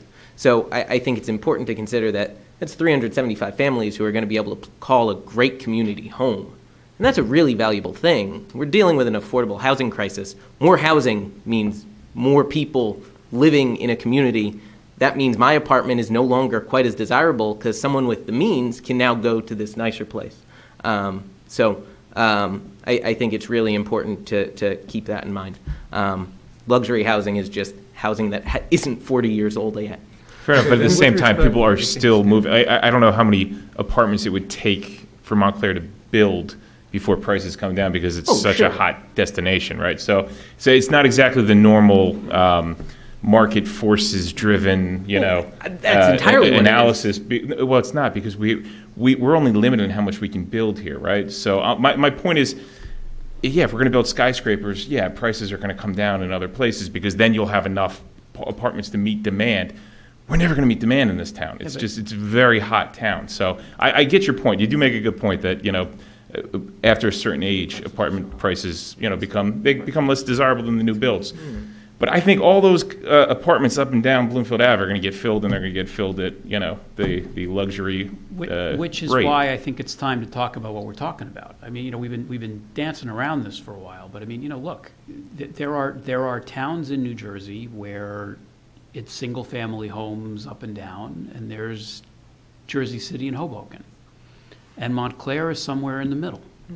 And every time we do something like this, we move a little further in that direction. And some folks think that's desirable, and some folks think it's not. Because, Michael, you're exactly right. You build it, they'll come. We're never going to build enough. Enough housing. We're a desirable town for a lot of reasons. And, we can keep building units, and we can shift the center of gravity of the town from one thing to another, and people are going to be all over that spectrum. Now, I happen to think that that's why the council owns this one. I mean, I think that there's a reason why the council is doing this particular redevelopment plan on its own. They're the ones politically accountable, and that's, I think, to the good. I think that if the council wants to own this one, let them, because they're the ones that are going to be out front here and saying this is what we've decided is going to be the right answer for the town, and if people don't like that, they can do something else in 2024. But from the planning board's perspective, I don't have a view on the number of units because of exactly this push and pull. I think that this is one where we're expressing views as residents coming from different perspectives, and which is totally fine. But I think from a planning board perspective, we ought to stick to the knitting because we're going to be all over the place on this other thing. Well, I think maybe we could look at it this way. What's the density permitted now? It's 55 units per, what is it? Per acre, right? 5 units per acre. So if you include the historic waiting room, right, in that 8-acre calculation, you're saying it was, Janice, it was down to 46 units or something? No, right. 55 units per acre is permitted in the C1 zone. Right. Which is where it's located right now. This project, if you'd like to take the number The of whole 8 units, acres, yeah. It's 47.5. 47.5, but if you pull out the historic waiting room and some other things that wouldn't be If you calculated, limited- you're right about at the 55 range, right? Am I? So I think no? Is it? I don't know. I don't know. So so if you pull out the waiting room, is it above that 55? No, the density goes up, because you're pulling out land area, so the density would go from 40, it probably would go close to 55 units per acre. Right. To my point initially, when you can't use 55 per acre because there's a supermarket, it's a diluted measure.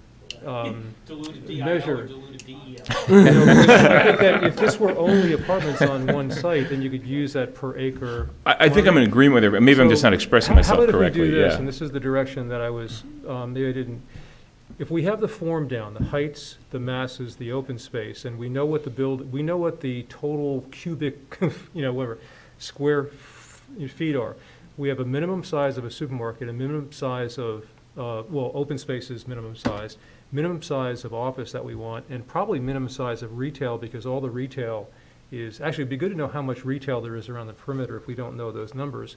And then everything else, I guess, is apartments, unless we want to have community space like galleries or other public spaces, which may not be a bad idea to add. Otherwise, we'll have offices, supermarket, some open space and apartments, and that's about it, right? Unless I'm missing something. So if there's another use that the board feels would be a good use to, remember the gallery at Wellmont? Wasn't there supposed to be a big gallery there in the back? Yes, there was supposed to be. Is that still, that might still be there on, no, it's not there, okay. The plan does allow on, I forget what page, for community center indoors. It does say that. It allows for it, but should we make it a requirement? I mean, is there, Discretion. because this is our chance to ask for uses that we feel. I think it's our chance to comment on how it fits the master plan. But that's what I was going to get to, Ms. Okay. Willis. I All think what my point that I was trying to make You're right, you're right. inartfully was that perhaps we use the 55 units per acre as a standard that we give to the council, removing things like, say, but you can't consider the historic waiting station or the grocery store. Whatever we want to pull out, I think that should be part of our calculation. Does that make sense when we recommend? In other words, it's less than 8 acres left after. It's less than 8 acres. It should not exceed 55 units per whatever's left. But you have apartments sitting on top of the supermarket, so if you eliminate the supermarket from, well. Yeah, no, okay. the peanut It's a- seller's right on this one, it's- because you can't pull it out because It's hard to pull it out. You don't want It's to pull hard it to pull out. it out. You don't want to pull it out, because if you pull it Oh. out, then you end up. So you leave it in, right? So, okay. Lawyers never know numbers. So you leave it in. Hey, this is why I went to law school, yeah. But you can still pull out the open space, the driveways, the where the historic space. Just a quick open space question. That train car, is that train car considered open space? Because I'm going back to Jacob's Place for people, and the size of it, that train car is enormous, and I don't know Distorted picture. what it is, but it's taken up, distorted in what way? Well, but it may be huge. I mean, it's an engine. It depends on how it's used. I think it's played gonna a be ton closed. on a train car in Waterville, Maine, growing up. So I think it's gonna be they can be closed. public space. I If think it's going to be closed, that's a bit of a different story. It's more like an art installation. But I suspect it's not but- going to be open very much, and I just think we need to, because it's taking up a big chunk of the open space. I just think it's something to put in the question, but. Okay, so we can be prescriptive on the supermarket, prescriptive Wait, no, on but the if you office pull out the space. historic waiting room, right, and say that's an acre, right, now you're talking about 7 acres versus 8 acres. That puts the density at about 53 units, right? So what am I making, maybe I'm not explaining myself correctly. I think what you're saying is that it should be 55 units per acre of non-X, Y, and Z. Yes. That's That's what I was trying to say, very inartfully, obviously. It's just that you got to word it right, because if you word it wrong, you end up with the opposite impact. That's what I meant. But yeah, no, That's you're what I meant. correct. So it You're shouldn't right about exceed, if you pull out certain things, like the waiting room, it should not exceed 55 But units. how can you talk about that if you have no idea the size of a supermarket and the number of, the amount of It's traffic fair, Carmel, it's it'll fair. generate? But I think we You know include what that I in our mean? report and say, Yeah. you have to consider all these factors, right? Yeah. Consider things like the historic waiting room, consider things like the supermarket. I think we put that in our report to the Yeah. council. I mean, I just think one of the main issues is going to be traffic in this whole area, traffic and parking, and we have no clue But how that- much that's really going So to that- generate. Great points, yeah. That becomes point number 7 and 8. Yeah, yeah, yeah. Well, one of the things. Sorry, go ahead, Tony. No, one of the things that I put in the outline was, should studies be performed and made public prior to the plan adoption? And I think that there's a little bit of a circular, I mean, Chicken and egg. it's hard to do the traffic and we don't know all the elements. So how do we realistically find out if there's not going to be parking and traffic impacts if we adopt the plan prior to it being? But this comes back to talking about what we're talking about. Well, Because all I'm saying is that there is going to be a big project built here, and that big project is going to have an impact on traffic. Yeah. And I think it would be a little disingenuous on our part to suggest that there's going to be a major impact on traffic if it's 325 units versus 375. That becomes incremental. So I don't disagree that, as of now, look, I think, to be very clear, I think that the reports that we've gotten on traffic and parking are worth nothing. I think that they were done wrong with wrong assumptions at the wrong time in the middle of COVID, and I think that to make decisions on that is not, I think that there needs to be more study before the plan is adopted. I'm with you. But I think that I don't want to use parking and traffic as a backdoor way to express a comment on what we're otherwise not going to express a comment on, if that's the way we go. In other words, I don't think that the impact on traffic and parking is going to be too much one way, on traffic in particular is going to be too much based on incremental changes in the number of residential units. And traffic, like we discussed last time, traffic, you say you don't want the service levels at the intersections to exceed, whatever they are now, you don't want them to change. You want them to remain the same, or you don't want them to move more than one category, worse or Okay, whatever. So then, That's the kind of language that. could that that we would make analysis in our be done? recommendation. Could that requirement not be done now, but be done at site plan? Right, I mean, Is that- you Okay, at site plan. you would have do to it. have it at site But plan, they it's would have not to going demonstrate. okay, all right. They would have to demonstrate, once they put the plan, once they actually put a plan together, then based on evaluating that plan, then you theoretically, experts should be able to project, Okay. what a building of this size with this kind of occupancy and this kind of businesses in it, what kind of traffic that would generate and what the impact on that would be on the intersections, because there's plenty of intersections around this place to measure that on. Can I ask for clarification about the traffic study? I recall hearing that they did a study in 2017. They did a study more recently than that. The study more recently than that was lower traffic numbers, and so they used the 2017 figures? Or did I just totally misremember No, that? that's what the traffic study that was done by Langen Engineering for the concept plan said. Okay, so 2017 was higher traffic figures, so they used those numbers rather than the more recent they- figures. But Well, we still don't know whether because- those numbers are accurate, because there's been a lot of development since. No, that's right, because the 2017 numbers are no good because they're too old, and the more recent ones are no good because they were COVID. And so I believe they were like March of '22, It was March of '22. so COVID-ish. We were. I understand. We were that- still that- coming out of COVID in March of '22, yeah. Yeah, no, of course. Plus, you still had a lot more work from home, which is starting to change back again. It was a much different time than right now. Yeah, so the point- Totally fair. I'm just trying to make We sure. don't know whether any of those numbers Yeah. are good, so we need. Yeah. Yes, I don't think we're expressing major disagreement with each Yeah, other about that. I no. think we're just saying that, again, this isn't a reason to not do it. It's just a reason to say that there's more study is warranted because we really just don't know, because it hasn't been done right, in my view, and I think in the view of others, but. How about public infrastructure? There's a drainage easement that goes through it and a culvert. How much information do we want now, or, at some point, the condition of that, since it serves Montclair Center, that one of the branches runs through there, we have to make sure that this is unimpeded flow through this site, and that when buildings are put on top of this, that So that's going to be done at site plan? That's what we say. That's exactly what we say, Okay. basically. So do we want that information prior to the adoption of the plan No, or you at make site it, plan? you make it a requirement Of of the site plan? developer, Okay. that if they're Okay. going to build according to this plan, they have to meet this requirement. And so, what about 1 Greenwood? We know nothing about that building that is directly adjacent and connected to this plan. I mean, I feel like, what's going on with In that? terms of, I don't know, in terms of, has that owner had any input into this? Does that owner agree or disagree? Do we need to, should that owner be consulted? I have a feeling if that owner disagreed, We'll hear about it. No, but, I mean, my point is, I'm trying to cut off at the pass, things that could be problematic, and that's what we should we try to would know. He's address. never been shy about But expressing do his people opinion know? Has in he the past. talked to? I don't know. Yeah, he's I- been a part of the process. He has? He's retained counsel as well. Yeah. Does- There you go. I had a client describe a group of lawyers as an unpleasantness of lawyers. Yeah.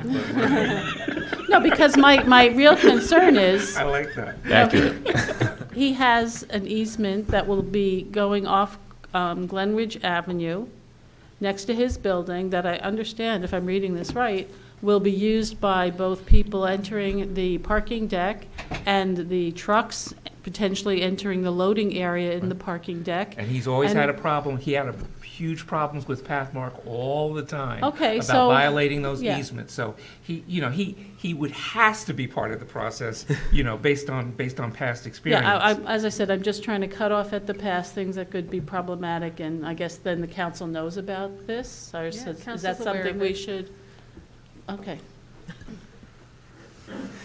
James, So, is there so something- let me ask you this. I mean, do you think we've covered all of the major points that we need to, or what haven't we discussed? Hey, Because I don't- again, we're trying to, Did we get the shared parking assumption in? Yeah, I don't- and we have Jerry Giosa here, if you want, because he had some additional information that he was going to look into on shared parking at the last meeting. Absolutely, yeah.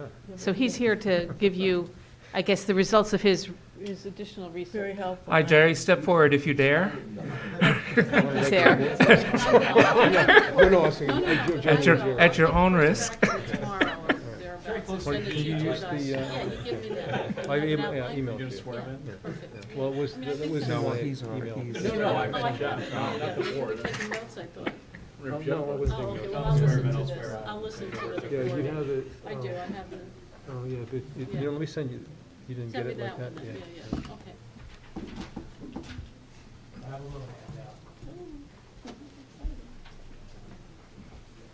would like to say that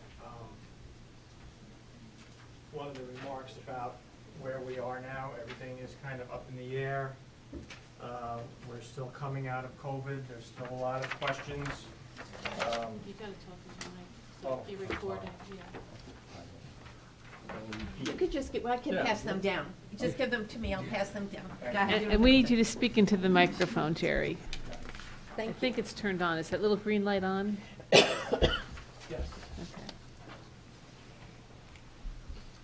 Okay. Okay.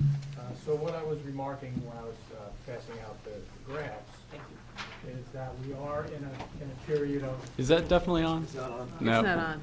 Now it's on. Yep. We are in a, much better, thank you. okay, sorry about that. We are in a period of flux right now in terms of parking requirements, shared parking.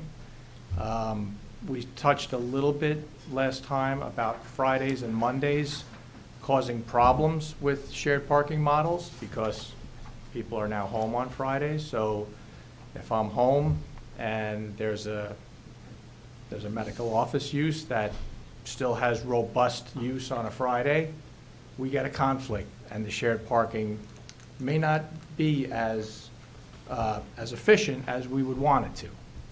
But then again, we still want to be able to reap the benefits of shared parking and recognize it to the extent that we can, so that the build-out is efficient. So what you see in front of you is a graph of a project in Morristown that I've followed closely and done counts related to. The green line is the number of residents parked at the facility. And if you see, it starts at 4 a.m. on the left side. There's 100% of the residents are present in the lot. And then, as you can see, as the day progresses, by 1 p.m., there's only about 22% of those residents have made their way out of the parking lot and off to work or doing errands or things like that. So that was in 2010. Now, that was several years after the facility opened. It's near the courthouse. It's about a half. Did you mean that there's only 20% left? That Correct. 80% has Yes. gone out, okay. Yes, so, All right. so if there were 100 residents. Right, 80% has gone out, there's only 20% left still in the park. Correct, correct. The purple line is a Friday count, and specifically, we want to look at what's happening on Fridays. Friday and Monday, the Friday seems to be the day where more folks are deciding to stay home or work from home, or if they have a 4-day week, they select the Friday over the Monday, but the Mondays are popular as well. But this is a Friday count, and you see what happens now. The folks are making their way out to go to work, but there's now 40% still remaining in the lot. That presents, a little bit of a conflict with shared parking. Now, the red line is the current redevelopment plan, okay? That says you have to account for 100% of your parkers up until 8 a.m. At 8 a.m., we allow you a 60%, that 60% of the residents are going to remain. And then at 6 p.m., it goes back up to 100%. So you're assuming, so now this is the shared parking line where we're trying to get a fit. So you see what happened on a Friday is we've clipped the ends of that shared parking model, basically. And what I'm showing is the blue dash line is possibly a way that we could, correct or adjust the numbers in the redevelopment plan so that we have a better fit to accommodate that Friday condition. And we have to design for the Friday condition. The question is, how long will the Friday condition prevail? Is this Forever. Is this a permanent change? Yes. I mean, as a partner in a law firm with over 1,000 employees, there is no consideration of bringing people back to the office on Fridays anytime soon. Now, that's just one business, but just look, I wish I was with your firm, because I just went back to 5 days a week. Yeah, at my company. Yeah, and I mean, I think it's going to be a mix, but I think a lot of people, it's going to stay 3 for the foreseeable future. But look, I trust your good faith that this Morristown project is potentially comparable, but I don't know why I have to look at a Morristown project when, in theory, we ought to be able to send somebody to the Sienna, to the Seymour, to a couple of other buildings in Montclair and count the cars on a Monday and a Friday and look at what prevails right here in town. And if those numbers match, I'll believe you. But I can think of a few reasons why a Morristown development wouldn't necessarily be comparable to this, and I could be wrong. But I feel like there's a way to get data right here, right now. That could have been done today, that can be done on Friday, and that can be done next Monday and Friday. And I feel like that's something that if I were on the council, I'd want to know, just because this is what we've got to get right. Because Jacob's not wrong, I'm not wrong, you're not wrong. We're all doing our jobs here, and out there in the world are people that are doing their thing, and we just need to know what they're doing. And I don't know. You've got a better idea than I do, but I'd like to know what's going on right here in town before we make a recommendation about exactly what the numbers ought to be. But I'm glad that everybody acknowledges that the numbers that were in the current plan were based on faulty assumptions that we shouldn't do. What we should do instead, I don't know, but not what we're doing. Maybe it's this, maybe it's something close to this, but I feel like we ought to be looking at data from here. I think to Mr. I agree with you. Let me just add to that. I agree with you 100%. But this was data that was readily available in my office, so I wanted to show it to you to illustrate. I appreciate that. What's Thank you very much. happening in the world these days. Shared parking still does exist. I mean, we can't, ignore the fact. No, and, that and, the and, dynamic and it should be is part of still- this, and it should be part of this plan. People are going to leave. I just don't know how many. Right. And Jacob wants to build only as many parking spots as we actually need, and he's I- not wrong. I think to Mr. Jacobson's point, we're asking that a traffic study be done. I think we should do a parking study. We can examine the Sienna and the 2 South Willow, but we can also examine the currently existing decks that exist and see what usage is going on there, because just like Bloomfield Avenue is a public road used for all sorts of different purposes, people are going to be using those decks too.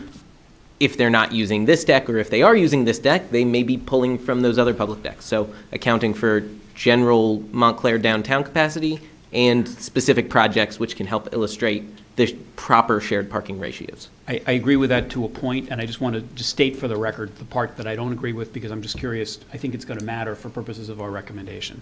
So, look, the people who live in this, who are going to live in this project are going to have agreements with the developer for a certain number of parking spaces, and they're going to want to park where they live. Similarly, the supermarket is only going to work if you're parked a shopping cart's drive away from your car. I don't disagree with you that there's some other uses that people could conceivably get to and park at another deck, but there is, in my mind anyway, a limit to which we can point to capacity in other decks as something that will facilitate use of this spot, because it's not going to help people who live there, and it's not going to help the supermarket. But I just think that we need to be careful about bringing in, I don't disagree that there's capacity at some times in some of the other lots. I just don't think that we can use that to solve for the shared parking arrangement here. We've got to make sure that the people who live there can find a parking space when they get home. Oh, certainly. And Sorry, we on, also help having the information from what's going on at the parking decks gives us a lot of other helpful information too, to give us the bigger picture, because, the parking spaces on the street, is there enough, we're assuming that there's going to be a certain amount of street parking, and is there enough,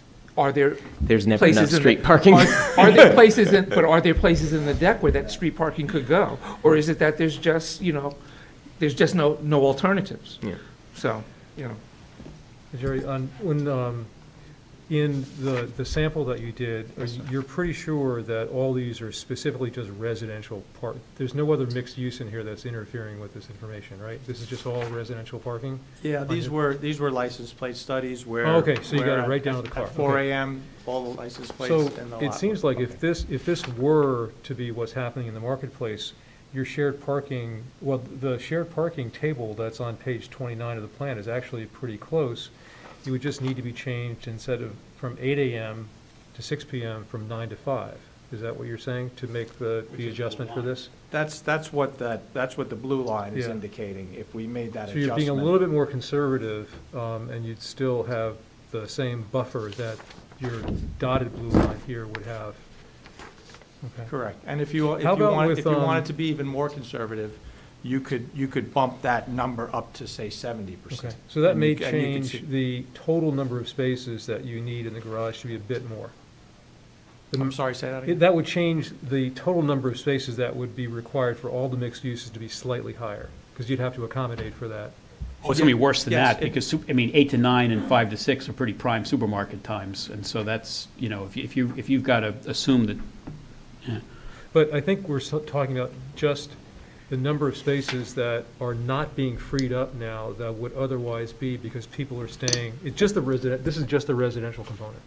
It's. Correct. There's fewer spaces Yeah. available during those times, so it just make the parking count a bit higher. and then what How happens about on with the- Saturday and Sunday when people aren't going to work at all? Well, well, the office component, we're assuming that the office component is pulled out on the. But is that enough to, but yeah. That's- But that has to be so- shown sufficient to offset, Right. Know. You're exactly right. But if you look at the, at the parking lots of offices now, they're pretty empty, but, Yeah. but if you're leasing a brand-new office in a building, you would expect that you would actually use it. You know, I don't know how that's gonna play into, because this will be brand-new space that people are making decisions, I want my office there, and you would presume that they would not rent an office if they're gonna be working from home. So the occupancy of these offices, would you think they would be higher than normal because people are making the decision in COVID to rent? Or you rent less space. It depends if it's Right, 'cause John's you're- firm Well, they're or just more, The yeah. office use. Right, Because because the it's, ratio is the same. yeah, because you're going to stagger your Okay. people, so normally if you bought an office or rented an office at 10,000 square feet, maybe now you only need 5 or 6 Right. because you're shrinking the number of people who are there every day. Right. And then do you agree with the, what do we have, 4 parking spaces per 1,000 feet for office? Do you agree with that? What do we have? No, 3. 3 for office, 3 per 1,000 for office space. Is that, that's on page 28. No, it's 4 per 1,000. For medical? For supermarket, grocery store, and office, Oh, it's 4 per including 1,000. medical Okay, I'm office. sorry. And then all others 3. Okay, thank you. Yeah. Do you think 4 is sufficient for the office? For the office, yes, and for the medical office, and Janice addressed this in her memo, ULI recommends 4.5, but records from ITE indicate the numbers are closer to, 2 to 3.5. So I think that the 4 would hold water. Okay, thank you. So I have a question for you. Do you have available the number of registered vehicles by zip code, even to the 4-digit zip code? So that we could say, oh, this, the Seymour Street building, it's zip code 07042-4912, and there are, 200 registered vehicles in that building. Is that the type of information that you have? Yeah. Because people are always saying, oh, people don't have cars. Well, I certainly think they do. And I think if you had that information, that would be interesting to know. I've been trying to seek out the same information. I know someone who works at the North Jersey Transportation Planning Authority, and I'm trying to see if he can help me out. Yeah, I actually contacted the Motor Vehicle Commission, and they wouldn't give it to me. But they might give it to the planner if she asked for it. I know North Jersey would be using census data, so I think there's probably census data on it.